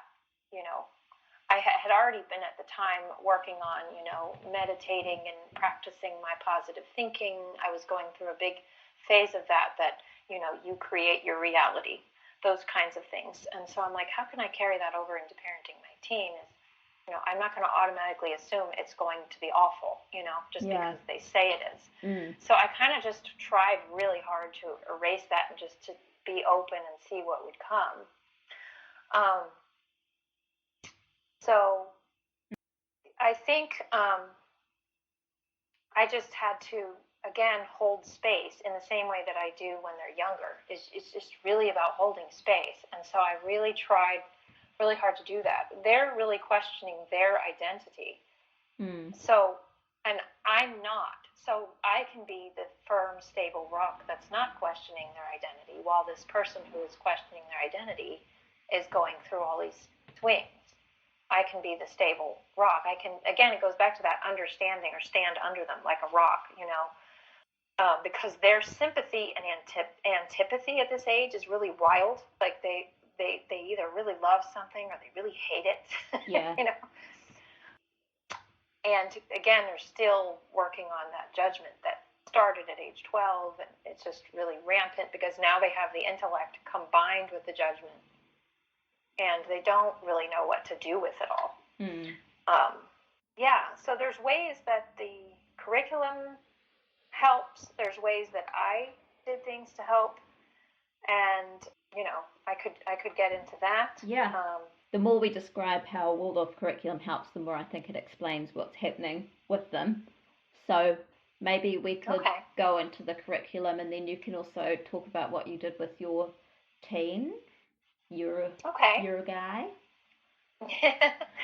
my first one. The first one always takes you through and paves the way for the others. So then so he was my experiment. Yeah. The best way that Waldorf meets for the high school curriculum is that it isn't an adult study. It's not college, and I think a lot of places in mainstream school they're trying to make it like a mini college. Steiner was really adamant that high school's not a college, so that's interesting. Because he said you shouldn't really be moving from, like, for example, for physics or chemistry, you don't move from simpler to more difficult material. You're really doing it for the spirit and soul. Really, you're still teaching to that spirit and soul within the child. So you're teaching to the intellect, but you're still dealing with the spirit and soul. And that's what I think is even missing. It could even be missing in the Waldorf world. People maybe need to focus on this more. Keep reading Steiner's lectures on teenagers and read them over and over again, and it's going to really help. He said that there shouldn't be any fixed ideas that are deemed important later in life. So we can't get a fixed idea of like, oh, you need to know this because you're going to need to know that later. That actually, Steiner says, is not true, which is interesting because you hear that a lot. We need to get them ready for life, ready for anything that might come their way, but not necessarily certain things. Because we don't know. These days, more than ever. Yeah, exactly. Yeah. This year should be proof of that. I'll say. So it's not about, what you're saying is it's not necessarily about the content, but about readying them to be a free, capable human being rather than the content that they know. Yes, it's more about, so let's, like, with the curriculum, he said, they need to do basketry and textile industry and weaving and all those things that build on the lower grades. But now they can do, like, instead of just weaving a basket like they might have earlier in elementary, they can learn about the origin of where the materials for the basket came from. They can visit a factory so that they know where things come from, deeper things like that. But they still are doing weaving and basketry, and they're doing more complicated things, but it's more about, so they're overcoming obstacles. So let's say they have a really hard basket or weaving class on a loom, right? They might mess up and get really frustrated and have to work through it, and they have to overcome an obstacle. Well, that is a lesson in overcoming obstacles that can apply to whatever career they have later. It's not, Steiner said, it's not like we're going to have them be basket weavers. You know, we're not trying to create basket weavers only. Yeah.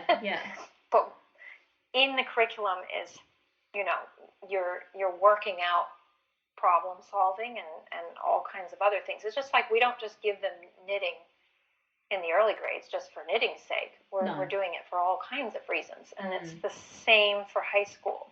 But there's not so much, he didn't really give indications on, you know, this must be taught, that must be taught, you know, like, for example, language arts. He didn't say, oh, you know, you must use this book or that book, or they have to read this piece of literature. It's really up to the teacher, so there's a lot of freedom.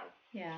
But you still need to teach to their age and that what they're going through, you know. Yeah.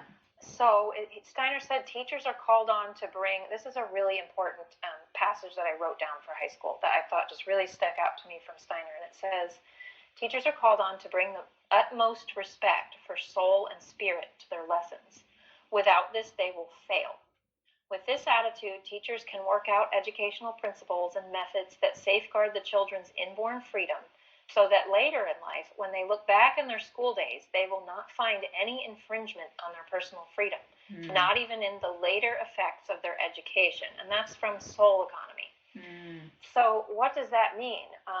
When you're teaching a high schooler, we're not going to teach them anything where they have to look back and go, oh, that was just so, you know, you just don't want that.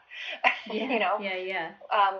What my son was in Waldorf High School, and he had many teachers, because they go from having one class teacher to having different specialized teachers for each subject. And he had some teachers, Waldorf teachers, that he absolutely loved, and he would come home beaming about them. And then he had other teachers where he was like, oh my gosh, Mom, I could not even, I was going to fall asleep.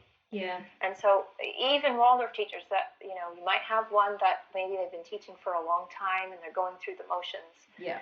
He said that it was kind of a moment where it was like with this one teacher where they were like Bueller, anyone, you know, they were just speaking in a monotone voice. They weren't giving interesting stories that he was used to from his old class teacher. Yeah. And it was really grueling. But he had this other teacher who was teaching geology, and he'll never forget that teacher. That he took him out to a geological site. He made every single sentence sound interesting. He engaged the teenagers. He laughed with them all the time. He used humor. Humor is a huge thing, Steiner said, to use with teenagers. Yeah, totally. Especially teenage boys. He said to use humor. Yeah. And don't let them see you take anything personally. No. And yeah, for boys, you have to use humor. And then for girls, he said that you kind of use grace with them a little bit more. Now, he's not trying to treat them too differently based on gender, but there is a difference. He said for girls, you don't really want to let them see that you're really upset with them. You're just kind of let them exhaust themselves, I guess, is what's there. Yeah. And for boys, you want to just use laughter. You don't want, if you come at them with rage or anything or anger at them, you're going to lose their respect. Yeah. And, so that is really important. So it's really more who you are and as a teacher than exactly what you're teaching, what you bring to them. Again, you're teaching to the soul and spirit. So, you know, that, and also another really great example for the curriculum is puppetry. I think it's interesting. They do a lot of puppetry in some Waldorf high schools. I don't know if all of them do this, but after they learn the mechanics of puppetry, like, you know, all those kinds of things, like the working out, like, for example, marionettes, working out how they work and making them and all that, then they can start to apply what they're learning artistically. So, like, you might have learned about, like, certain mechanics in physics, and then when you're doing puppetry, you're carrying that over and you're bringing it out to the world artistically. So everything, all the subjects would sort of kind of roll back around to each other, and to where there's this, you know, where they're all related. All the subjects are sort of interrelated, even if you're doing them separately. And then another one for science is that I found important was to relate the physical to the spiritual. So, you know, you've got physical science, can be really, really boring in high school, really boring if you're not careful. Yeah. But if you're relating it to the physical, like to themselves, and you can make them laugh, and you'll really engage teenagers. Yeah. So, whatever you're studying with science, just make it really interesting by relating it back to them. You can continue that relate back thing that was started at age 12 and keep it going through high school. Well, that making them laugh, it's just from a spiritual perspective, looking at the astral body and what happens to a being when humor kind of imbues the being. There's like an expansion and like a warmth there that teenagers, I think, really respond to. It's very relationship building. If you can make teenagers laugh or laugh with them, there's like an exchange of warmth there that happens, that you build that relationship very differently than if you were just going to yell at them or grumble at them or make them do what you want them to do out of fear. Yes. And they will respect you more, and also they'll open up to you more. Definitely. They'll be more open to maybe, if it was a teacher, they might come to them after class, or if they were going through something, they're like, oh, this is the person I laughed with. I can trust them to, help me get through this thing or anything. Also, a really interesting thing is Steiner said that humor actually speeds up your metabolism. It's related to our our whole metabolic system, and that so when we're sad, it slows down our metabolism, and that when we're happy and laughing, it actually speeds it up, like physically. He said always to keep relating spirit to body for the teenage years. Keep relating everything that they'll go through in their spirit will affect their bodies and vice versa. So it's very healthy. Keep that in mind. Yeah. And then another thing to keep in mind is that they're the same person, but they're at a different stage. So you're looking at the child as always. This kind of applies to all the ages, not just teens, but you're always looking at them as the whole, this soul that you're ushering through life. And this is just the stage they're in, but they're a whole person. And so you're also teaching their 40-year-old self. So you kind of want to think of that when you're teaching them, like, they're going to look back on this when they're older. And, how are they going to remember it? And that goes back to also memory, as Steiner said that memory is it's easier to remember things. This applies mostly to the 12-year-old, but can still apply in the teen years, that they'll remember more when it's attached to their feelings. Yeah. Like an experience. If I can go into, things that I did. Yeah. Specifically. Yeah. So when you're homeschooling, I have no teacher team of specialists, so I am the only one. Yeah. I don't have, I'm not separate. So, I just gave him different experiences. So in 8th grade, they often take apart a computer and put it back together again. That's kind of their introduction to the computer world in 8th grade Waldorf. It's kind of like they need to understand something, take it apart, put it back together before they use it, ideally. Yeah. So in 9th grade, he wanted to, after that experience, I guess in 9th grade, after I brought him home from the high school, he wanted to build his own computer from scratch after that experience, because I guess that gave him the confidence. And I feel like he built a different relationship to technology from that experience, because he became, what it is, why they do that is because then consciously the child is in control of the computer, rather than a lot of people just grow up with tech from a very young age, and the tech is in control of them. Yeah. But in this way of taking it apart, putting it together, we give them that consciousness of, no, this was made by humans. We're in control of it. Yeah. So he felt empowered. So he built his own computer from scratch. He had to I had to help him find the parts on the internet, the various parts he needed to build it. So he built his own computer. Cool. Great. Yeah. Yes, and he did go through some testing just to see where he was at for high school, and he tested at college level reading and math. So that was another reason that he might have been a bit bored in the high school. Yeah. As I don't think he was challenged enough. Yeah. And so I then had this difficult task of, I need to challenge my teenager, and I need to do it all by myself without a team of teachers. Yeah. And so I was very daunted. I really was. I was like, how am I going to do this? But I kind of let him lead the way with his interests a little bit. You know, you can kind of do that at that age if you're homeschooling. So instead of having a set curriculum, I kind of worked with reading Steiner and then looking at his interests. He worked on a film set for a little while because he had done stop motion. He did stop motion in it, like claymation, but also Lego stop motion. Cool. In 8th grade, when he was at the school for a school project, he did some stop motion. Yeah. They let him do that, which was really cool. And so he worked on a film set for a little while, and they said that he did a really good job. He was helping the director and all that. So he got to kind of see how that worked. Because Steiner did say that they need to see how the real world kind of works. They need to explore the world, you know, and so he did that. And so I started gearing him out to the world. Steiner said that if you don't gear them out towards the world, they can become self-absorbed. Right. So that was a big message that a takeaway is that they can become too absorbed with their own selves and self-critical, and all that judgment and everything that they're doing is going to flow right back into their own self. Yeah. But if you keep them engaged in projects of the world, anything out in the world, that they'll focus on the world instead. And it's just healthier. So I also did had him face outward towards the world by mostly through conversation. So we would have at least once a week, we would have 2-hour conversations about all kinds of things, the world, economics, everything, politics.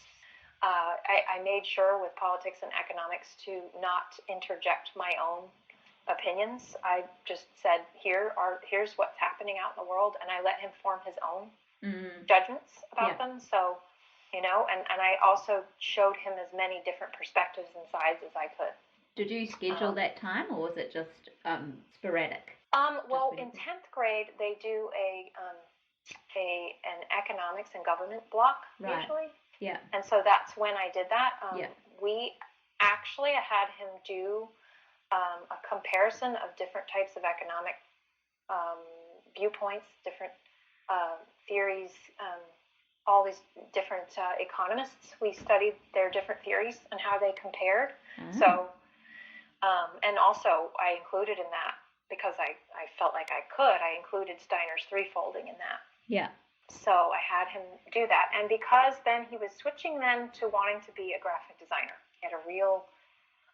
we had in 9th grade, I had taken him to a zine. I don't know if you know what a zine is. But explain for people who don't know what they are. So it's where a bunch of artists get together, and they had set up tables. And they make, they're artists that make different graphics. So kind of make their own little mini comic books or mini magazines or whatever it is. Yes, it's different than a Comic-Con, but it's like a zine where people are they're doing various types of art and like graphics and stuff. So I took him to that, and I had him go to each booth, and we talked to each of the artists, and so he could get a feel for how these people are. These are all mostly college students or working artists, and then they told him about their background, how they got into it, how they create their art, and so that was really a nice educational field trip when he was getting into graphic design. Yeah.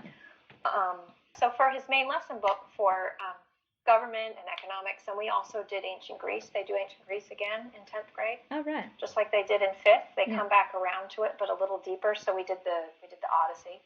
Yeah. But anyway, so with graphic design, instead of doing main lesson pages on paper, which he had done for years, I allowed him to use Adobe and do main lesson pages in Adobe, because he really wanted to teach himself how to use it. Yeah, right. And so he even did the borders and everything. He did all the main lesson pages he designed in Adobe Illustrator, and he did a really good job. Nice. And so he would take those economists and the different thing, and he'd put them into the layout of the pages and his words and everything, and did it all on computer that he built. So awesome. Really building on old skills. Yeah. So, but every child would be different. Not every child would want to go this way, but maybe I'm lucky than having a child who knew what he wanted to do from a young age. That might not. You might have to explore various different things. Yeah. In that direction.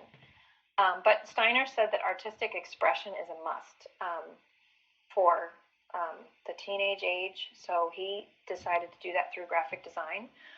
We also, drawing should go in high school from black and white to color. I guess color expresses their emotions a lot.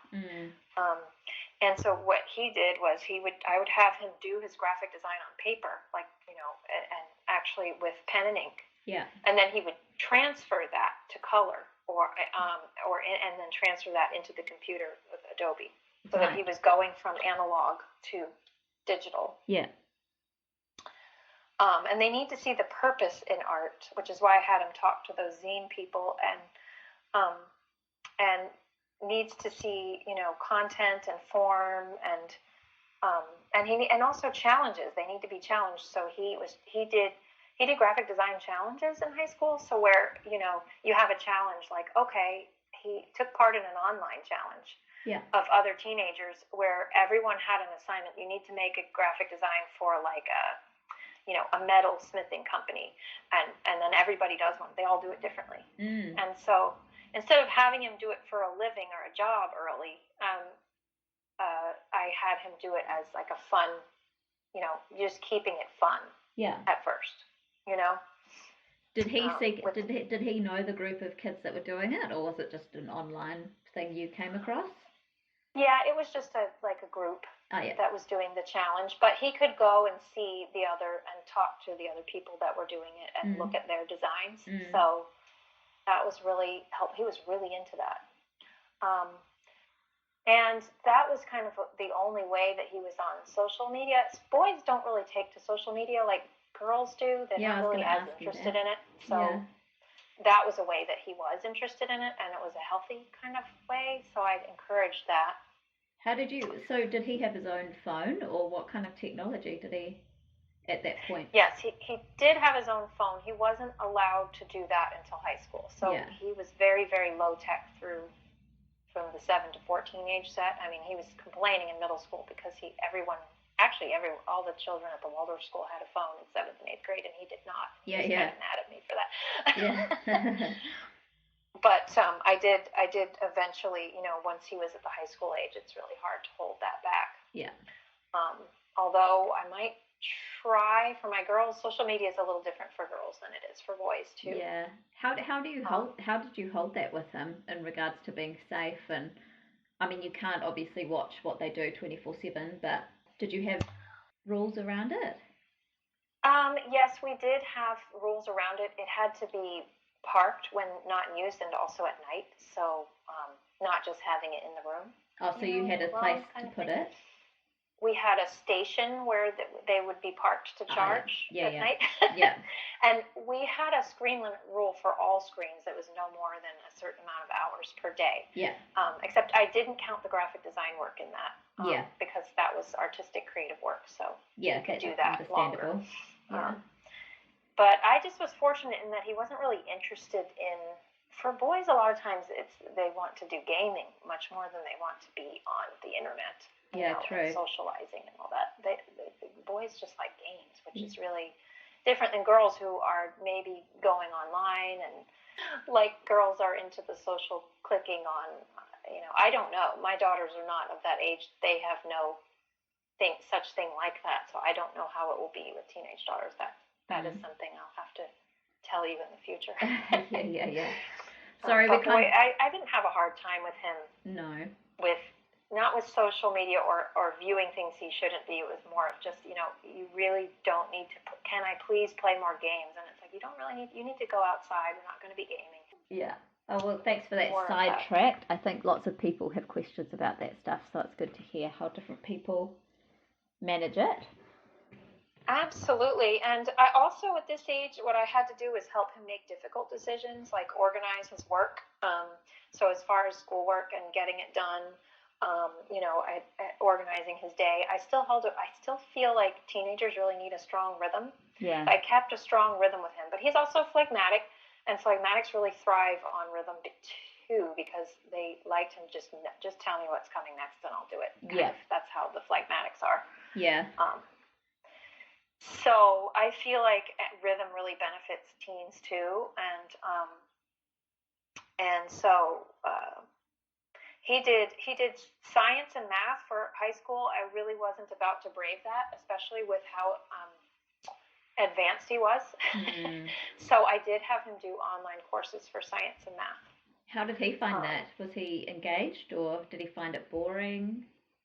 Yeah, he did well. I think he did. It was hard for him. He did find it a bit boring. So, but also I don't know that I'm comfortable with teaching that level math, which that he needed, because he was so advanced, know. Yeah, no. So it was just kind of something that we needed to do. I don't know. I that's kind of where maybe that is harder, for parents. The high school age, there are some Waldorf teachers like, I will do 1st through 8th, but I am not touching high school. Yeah. And, a lot of people unschool a little bit for high school, do a mix of unschooling and interest-led, or, if they want to do the full-on Waldorf, that works for some teenagers, and it might not for others. If they're not advanced and they're just doing basic things, it might be easier to teach. Yeah, exactly. I mean, it's interesting with teenagers anyway. It seems like there's a little bit more scope for changing up the educational resources and delivery. Is that, do you think, because they're because of where they're at with their astral body being free and their ego coming closer and closer to them, they're more capable of absorbing stuff and interacting with information? It doesn't need to be cloaked in Waldorfiness so much all the time because of their where you don't they're want at. to bring in any kind of babiness, or where they feel like they're still, in a lower. You want to treat them seriously. Again, that goes back to the treating teenagers with respect. Yeah. You have to treat them like they're their age. But Steiner said it's really, they need at this age very practical skills too. Yeah. How to write a business letter is one of the things he said they need at this age. It's really the age of apprenticeship, where they could do an intern with someone. Yeah. That's another way to outsource something. Internships, they really do need to see how the world works. Factories, take them to factories, take them to places to see how they work. They could get their first job at 15 or 16. 16, my son got his first job at an ice cream place and learned how to make ice cream cakes from scratch. Ooh, so nice. Yeah. And, and not only that, but he did so well in his part-time job, they made him shift manager. So he was really, I did load on responsibilities to him, and that really helped keep him grounded, and it kept him on the straight and narrow. And I don't know, it just helped him to have a job and to work for money, and then he had his own money, and that gave him confidence. So I do believe in the real practical for the teenager too. You don't want to be too much in the idealistic realm. Yeah. Yeah. They need a lot of practical skills, and Steiner talks about that. So that's a good thing to read up on is, all the practical things teenagers need. And in this day and age, Steiner would say this, but maybe how to type an email, a professional one to someone, how to make a resume. I had to help him build a resume for when he got the job. And of course you're helping them with their license and all these other things. So there's a lot to do with teenagers, and you're driving them around more to do all these things, opening their first checking account, all that in addition to the other things. It can be a lot. And if you have little ones too, it really can be. I had to balance out what I'm doing with my younger ones with making sure that my teen, because they are so self-sufficient, I had to make a point to not just neglect my teen and be like, oh, he's fine. I had to be like, hey, what do you need to do today? Did you get your essay done? Did you do this? And then, all the while also putting in, when he was in 12th grade, that's when they do the Parsifal typically. Yeah. So we sat down and I did it as a read aloud. We read aloud the Parsifal together. And he kind of felt a little baby doing that. He was kind of like, Mom. But, he couldn't do the play with his classmates because we weren't at a school. So I was like, so instead I just read it. And then I was like, then instead of having like a discussion like I would have with a younger child, we had a really laughing, joking conversation about the Parsifal. We just had between mom and son, what do you think of this? And he's like, I think it's kind of weird and this and that, but at least, I got him thinking about it. Yeah. So you can bring in, even if you're outsourcing some of the classes, like, you feel like you can't teach math, so you want to outsource that or something, you can still bring all the other elements of Waldorf in that they're getting in the schools, this whole stuff too, as well as the practical. So yeah, you make it work, and it doesn't have to be, it can be what it needs to be for who you are. I was just going to ask, I think it is related to what we were talking about, but keeping kids busy, because I think sometimes parents aren't quite sure what to do with, well, how to quote unquote keep them out of trouble, but it's more about how to keep kids focused on engaging with the world and looking out, like you're talking about, in a way that's positive. Also setting boundaries within that loosening of authority that the parents and the teachers are giving. So in regards to setting boundaries and keeping them busy doing real world stuff is helpful, but setting boundaries with them is, how would you go about doing that, or how did you? Is it different at different teenage ages? Yeah, it depends, and again, that's going to depend on the teenager and the age. There's one example that's really good with boundaries. They like to push is sometimes they want to go do something out in the world, and I want to go to this party or something.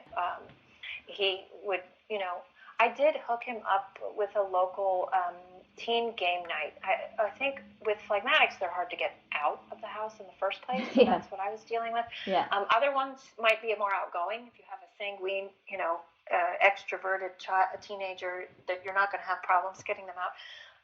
But I hooked him up with a teen game night where they get together with all these, wholesome teens, and they play all of these fun games, that like active teen games where you can have, like, I think there was like 10 teenagers, and they're all in a living room and having popcorn and playing these really boisterous board games with each other. I think it was like it was once a month on a Friday night. Yeah. And so I signed him up for that stuff, because I was like, you need to get out, because he would just shut himself in forever if I didn't get him out, because that's kind of just the phlegmatic way. Yeah. And so you kind of have to sign phlegmatics up for things and just say, hey, I signed you up, and they don't even mind. They're like, okay. Yeah, right. It's not like they're like, hey, don't organize my life. They really don't care. At least my son did. So yeah. But as he got older, he did start organizing things with people he would meet, people from his work, that I didn't have any thing of organizing, and I didn't know who they were, and I was kind of like, okay, you're going to go out with some random person I don't know. This is part of letting go, Yeah. which is hard as an adult. This is a hard time for me more than it was him, where I'm like, he's growing up, and I don't know who he's with, and Yeah. So here's an example of how I set boundaries during that is, and this I did get from Kim John Payne also, is that if you're going to rush an answer, then the answer is no. We need time. I need time to think about it. I need a day. Ask me in advance if you can go to a party, or I might need more information, or I might need more explanation of what's going on. But if it's automatically no, if you rush the answer. So he kind of learned, like, I'm going to ask her, but I'm not going to expect an answer immediately right away. And I kind of set that up from the beginning. Right. And that way, like, hey, Mom's more likely to say, yes, I can go do this, if I don't pressure her for an answer right away. So that's something that worked really well. Another trick that we did was that we had a family meeting weekly on Sundays. And we still do this, where on Sundays we get together, and the whole family, all 5 of us, get together, and we all talk about all of us. And nobody's excluded. So it's not just pointing out something someone's doing wrong. Or we discuss the past week, the past 7 days. We discuss, like, what everybody's doing. Are they doing what they need to be doing to progress in life? Are they, what was hard about the week? What are some trouble things you had? And then what are some great things that happened about the week? And that's all we do. We leave it at that. And if someone has something that they want to express, like, hey, I really didn't like the way that you talked to me on Tuesday, or something's happening, like the siblings are fighting, or, oh, Mom, I just really wish you'd give me more freedom to do X, Y, Z. So instead of bottling it up, every Sunday everybody had a chance to, because when things are bottled up, that's when things get worse and worse and worse with teenagers. You have to stay open. Lines of communication is just, I just think that's the most crucial part. Yeah. So we would constantly have these conversations, and we would even sometimes with the phlegmatic have to drag it out of them, like, you seemed bothered this time. Would you like to talk about that? Why were you bothered? Just we kept everything open, and also as the adults that were hosting it, we had to stay very calm and not let we still expressed our own feelings, like, hey, it hurt my feelings that you stayed later than you said you would at this place. We expressed our feelings, but we tried to stay calm and hold the space. So I just feel like, that is a really great thing to do, is to have regular family meetings that are automatically maybe built into your rhythm. So you don't want to just call a family meeting because there's something going wrong. And because then it's just like, oh, the teenager's like, we're just having a family meeting because of me, because I did this thing. But if it's already built into your rhythm, then it just comes there, and then they don't feel in trouble. Plus, also, if you discuss what the younger children are doing, you make them feel included in it. Then it isn't just zeroed in on the teenagers. So we would go one at a time through the children, like, okay, Abby, what, my youngest, like, what are you going through this week? That way the teenager doesn't feel singled out and doesn't feel like they're the only ones that have problems. Yeah. Because they can really feel that way. Yeah, of course. Especially when they feel like that kid does at the beginning of the book, that people, not only family members and friends, but like strangers, are picking at their behavior. You don't want to... Yeah, they feel zeroed in on. And it might have to do with the fact that their ego is not born yet. So they just think, I don't know, they just feel so alone. Like, their ego isn't firmly grounded in the world, so they just feel like everything is about them. They do think they're the center of the universe, and they're not. And so the family meetings help them realize that they're not, like, oh, there's other people and they're going through things. And it helps, like, my parents have feelings too. And then also, with this family meeting thing, we also had one family meeting per year, one special one that was just dedicated to chores, so that everybody was pulling their weight in the family. So we made sure that we got out a chalkboard or dry erase board, I can't remember, and we put everybody's name on it. And underneath everybody's name, we wrote down the chores that person was capable of doing. So for the youngest, that probably wasn't very much, just sweep a small area. Yeah. And for the oldest, you can mow the lawn, and we even put the parents' chores. Like, I even put mine on there, and my husband put his, so that they saw, we do our share around here. But we also then could see, we tried to give the same amount, because then we could see, like, oh, wow, okay, Mom does a lot. I should probably take some of those. I can take this one and that one. And we all discussed and agreed on the chores. And then those chores were set in stone and stayed. That's a great idea. In a weekly rhythm. So I think that really helped too. So, because if you know it, because a lot of teenage fighting and parent fighting is over chores and what's expected. And if they just know that they have the same chores for, like, literally everybody had the same chores for 4 years. We didn't even have to do it once a year. Yeah, right. Every once in a while we have to tinker with something, like when, again, for the Rubicon for age 12, I'm changing the chore to dishes when she didn't have that before. That was her brother. So every once in a while you'll have to change it. But then it just becomes something that they know they have to do, and there's no fighting or arguing over it. It's, no, I've always done this chore. And they can do it really easily too. Yeah, that's a great one. So that is helpful with boundaries, because then you don't have to, beg your teenagers to do this or that. It's just, yes, you can go to that event or you can go out with your girlfriend. I think it was the other day. My son has a girlfriend, and I'm like, and he's 19, but he's still living with us, so he's still expected to pull his weight, because he lives with us. Yeah. And so I'm like, yes, you can go out with your girlfriend and your best friend, but, after you do your chores. And so he quickly did his chores and said, bye, Mom. And then I'm like, bye, be safe. And that's that. So it's hard to let go, but there it is. Yeah. So I have more tips if you want to hear. I do. Keep going. I feel like we're doing so much talking. Oh no, it's great. And I never really taught teenagers, and I haven't had one of my own, so it's good to hear these from you. And we're pretty much at the end of my questions, so you can just keep going until you've said all the things. Yeah, I just have a few more things. So sometimes if teenagers were having a really hard time, I know this kind of gets out there, but I did use homeopathy for when my teen was having a hard time. So Steiner recommended homeopathy for different things, and I worked with my aunt as a homeopath, and I worked with her. So if a teenager really is having like a hard time with like, I know mine had a hard time when his girlfriend broke up with him. And so, sometimes they just can spiral down into kind of a depression. And so I used that to help lift them up. And then also the talking and the being there without giving any advice, without judgment, but just sitting with them, when they're having an issue is really, really helpful. And again, knowing temperaments well. You can still do therapeutic storytelling with a teenager, but it's going to look a lot different than it will for the early years. You kind of have to make something up, like, or maybe just tell a story of a friend that you had one time. Like, I had a friend who did this in high school, and it's sort of similar to what you're going through, and they did this, and this happened, and that happened. So you're kind of giving them a story that relates to whatever they're going through. Yeah.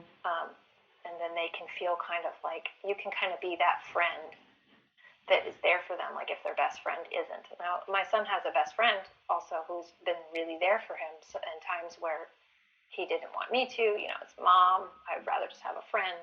Yeah. But I'm really glad he has that best friend. But if they didn't have a best friend for some reason in high school, then, you could be that friend by sharing stories and listening. But you have to come at them not as a naggy parent or, you kind of have to just come as a guide and a friend, especially at the point where they're at 18, 19.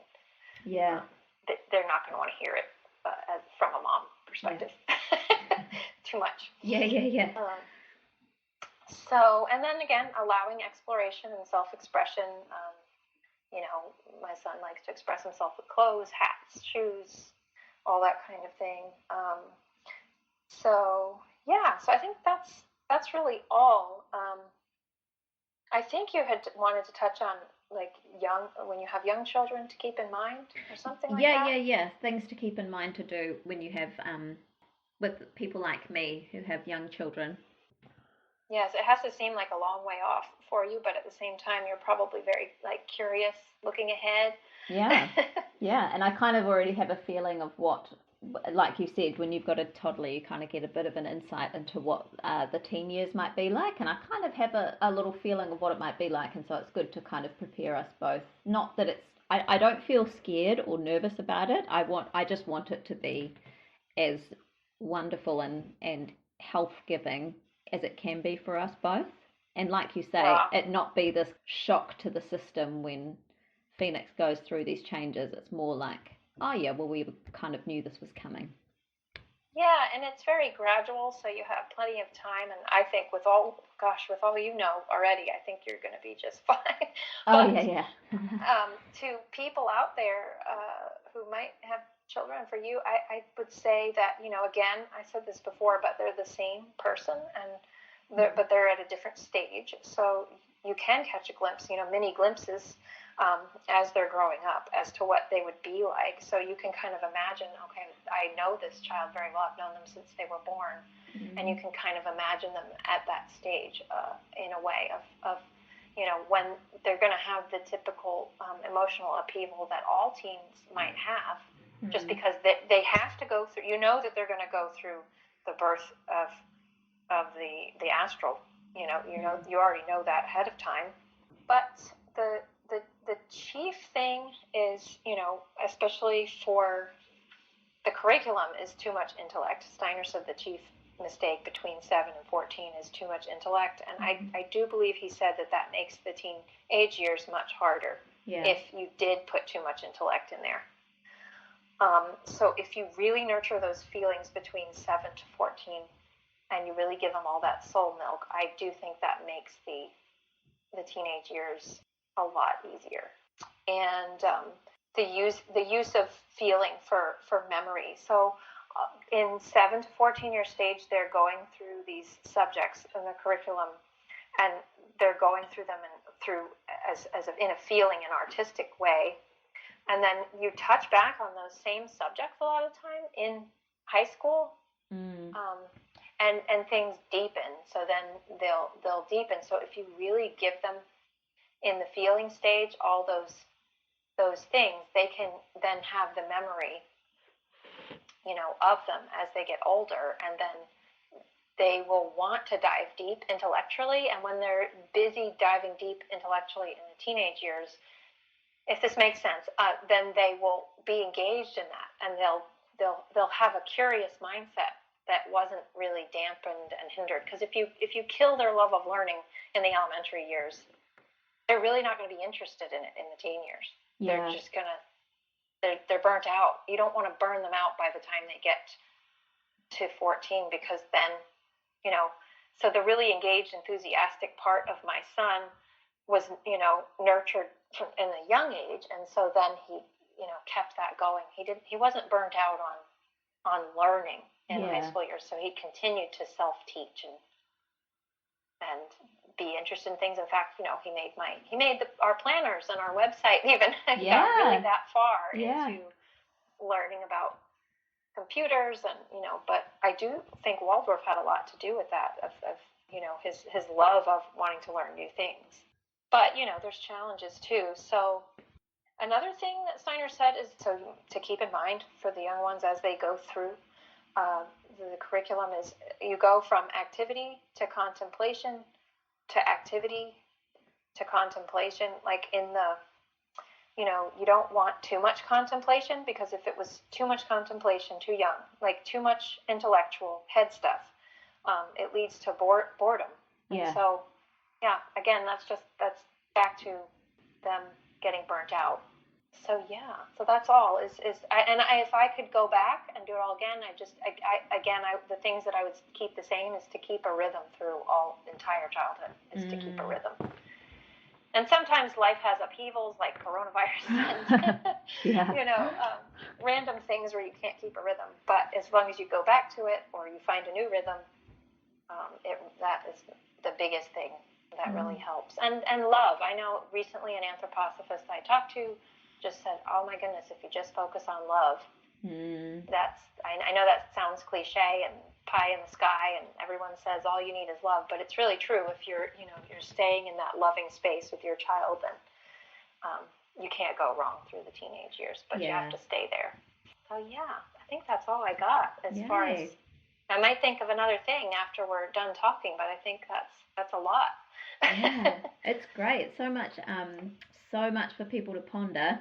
This would be one if I had heard it. I think when I go through and edit it again, I'm going to have hear things that I haven't heard before, or haven't heard this time around, because it's just, there's so much good stuff in here in this conversation that you've done all this research for, and lived research, being a parent and having experienced it and stuff.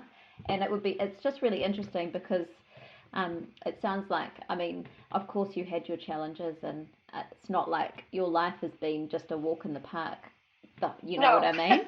And it would be really easy to listen to your story here and to assume that it has all flowed for you, but I know that it hasn't. And I think it's important for people to know that it does take work, but also it's possible to make, every kid is different, and every teenage experience is different, and depending on where you live and, your family situation and all kinds of things, there are all kinds of challenges that will come up. And not to fear them, but I really think that bit of advice about creating rhythm and keep holding that rhythm as much as you can throughout your child's life.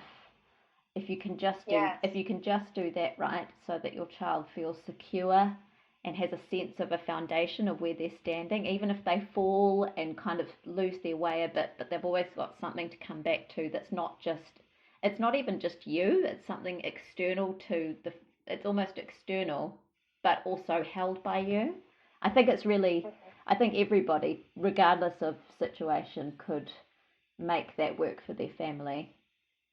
Oh yes, and I want to say that is so true about, it has definitely not been a walk in the park, but online, because I do have such respect for my children, I don't go into a lot of details of things, the hard things they've gone through. I don't really share those things because I feel like that's theirs to share, and I don't want to out them on social media.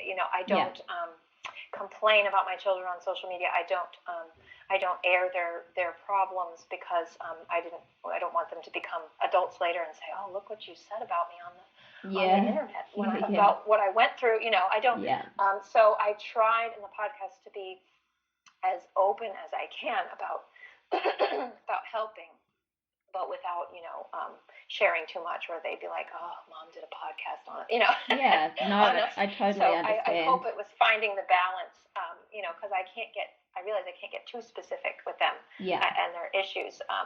I just said what I know that they would be okay with me sharing, but I really do want to emphasize, no, it has not been a walk in the park. It's been through struggles and many, many, many struggles. It's a lot of work, I'll say, but it's worth it. Yeah. It was worth all of the effort and worth all of the studying, because then you have this adult that, at least, even if they're not perfect, none of us are. But they've kind of got a good shot at adulthood, and being, at least maybe needing less therapy than they would have.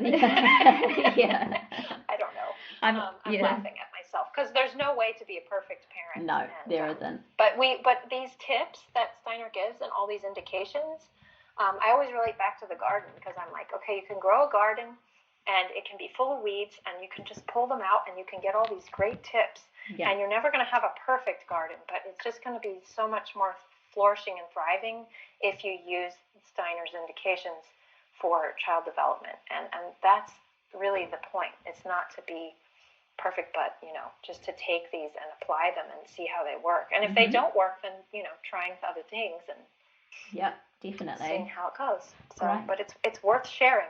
Yeah, definitely.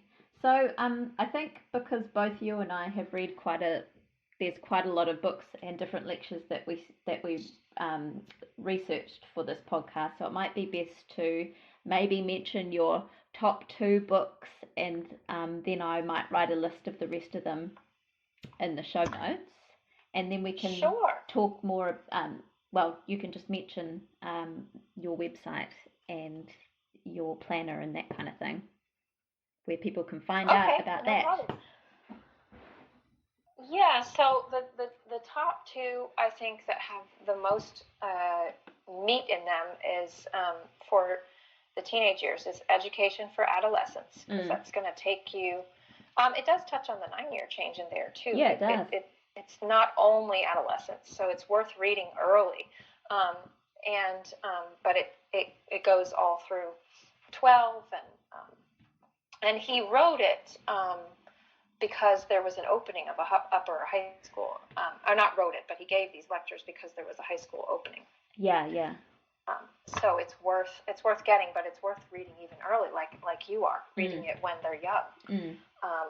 So you can look ahead at how it all unfolds. And then Soul Economy is the other one, because it has this lovely whole middle section that says children from the 10th to 14th years. Yeah. And then it has another section for after the 14th year.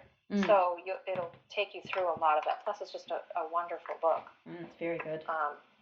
And it goes even into health and illness. And one thing I love, too, about it is Steiner even relates, he really brings health and illness a lot into Waldorf education, because the body and the spirit are so related. But he says that teachers are almost sort of need to be on parallel with doctors, because we really are responsible. What we're giving them as teachers affects their spirit, and it affects their health. Like what we give them in their spirit can affect their health. Yeah.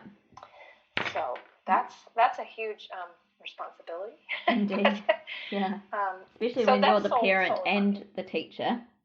That's quite full on. Yes. It's a lot. Yeah. But so those would be the top 2 for that. And there's other things. The thing about Steiner is there's a lot of things sprinkled throughout all of his lectures, and so you have to kind of hunt things down. If you're looking for a certain topic, you do have to hunt them down.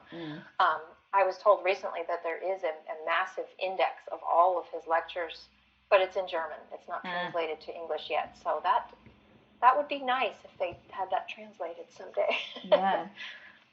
So you've got the website, The Child is the Curriculum, and there's lots of forums and stuff where people can get extra support, right? And Yes, I have set it up for a place where people can study Steiner and study these lectures. It's a forum.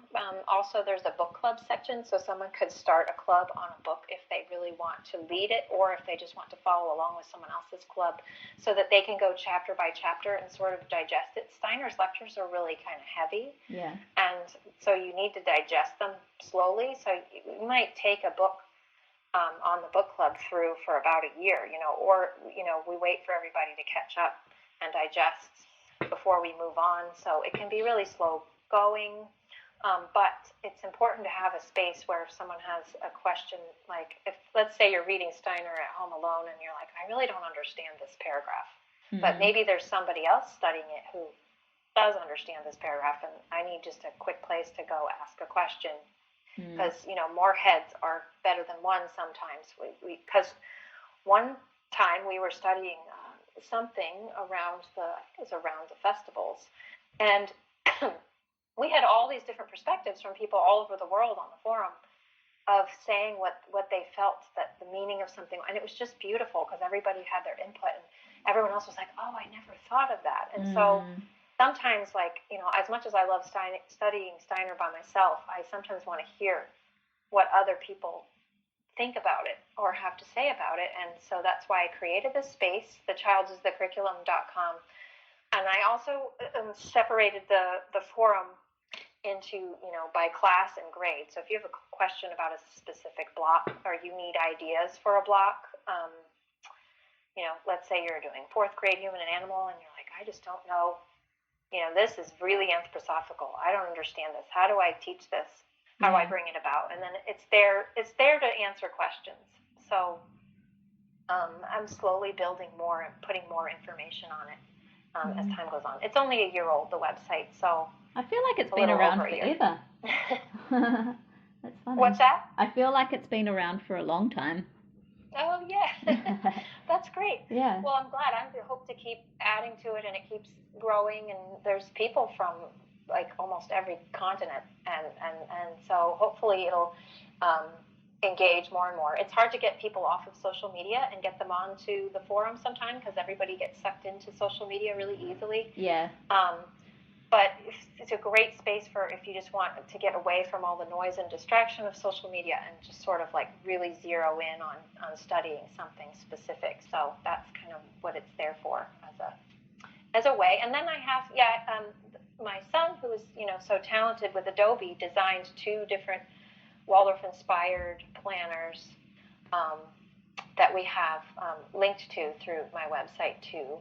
And they're also on lulu.com, which is a local printing service that prints and sends all over the world, and it prints on demand. So cool. That's the planners are designed to help you do a lot of the inner work and the note taking and all that as you work through Waldorf, and because it's a lot of spiritual work that we need to do, isn't it? Yeah, a lot. And it's nice to have somewhere to put all that work, write it all down and keep it together, and then let it inform your lessons or your parenting. Yeah. Exactly. So that's about all. And so my wonderful teenager did help me with that, which is amazing how that got built into our curriculum as well, with him doing a mama-son team kind of thing. But cool. I just have to end this too by saying that teenagers are awesome. Yeah, you really are. Teenagers are awesome, and they're full of energy, and I love that the vibe that they have of just anything's possible, and they can change the world, and they notice things that we don't notice, and you can just see the future in them, and it's just it's really special and a gift to be working with teenagers and just help guide, like you say, guide that enthusiasm, help them learn where they can put that to become the world changers that you can see that they want to be. Bless their socks. Yeah, and it's just like being an usher. We get to be ushers for them, which is really and it's an honorable job. So certainly is. Yay for teenagers. Yay for teenagers. And thank you very much for being here to speak about teenagers. I really appreciate all the effort you've put in and the 2.5 hours of talking. Oh, I love it. I always love talking to you. Let's do more in the future if we can. Oh, we certainly will. I'm sure we'll find many other topics to talk about. Well, yay. Thank you, Annie. And I'll put the social media links there too, so people can connect with Annie on Instagram and Facebook. Are you on Facebook? Yeah, I'll put that there too, and you can go say hello and how much you enjoyed her chat. Okay. Thank you so much, Amanda, for being such a wonderful host and interviewer. Thank you. No worries. Thanks, Annie. Okay. Okay. Bye-bye. Thank you.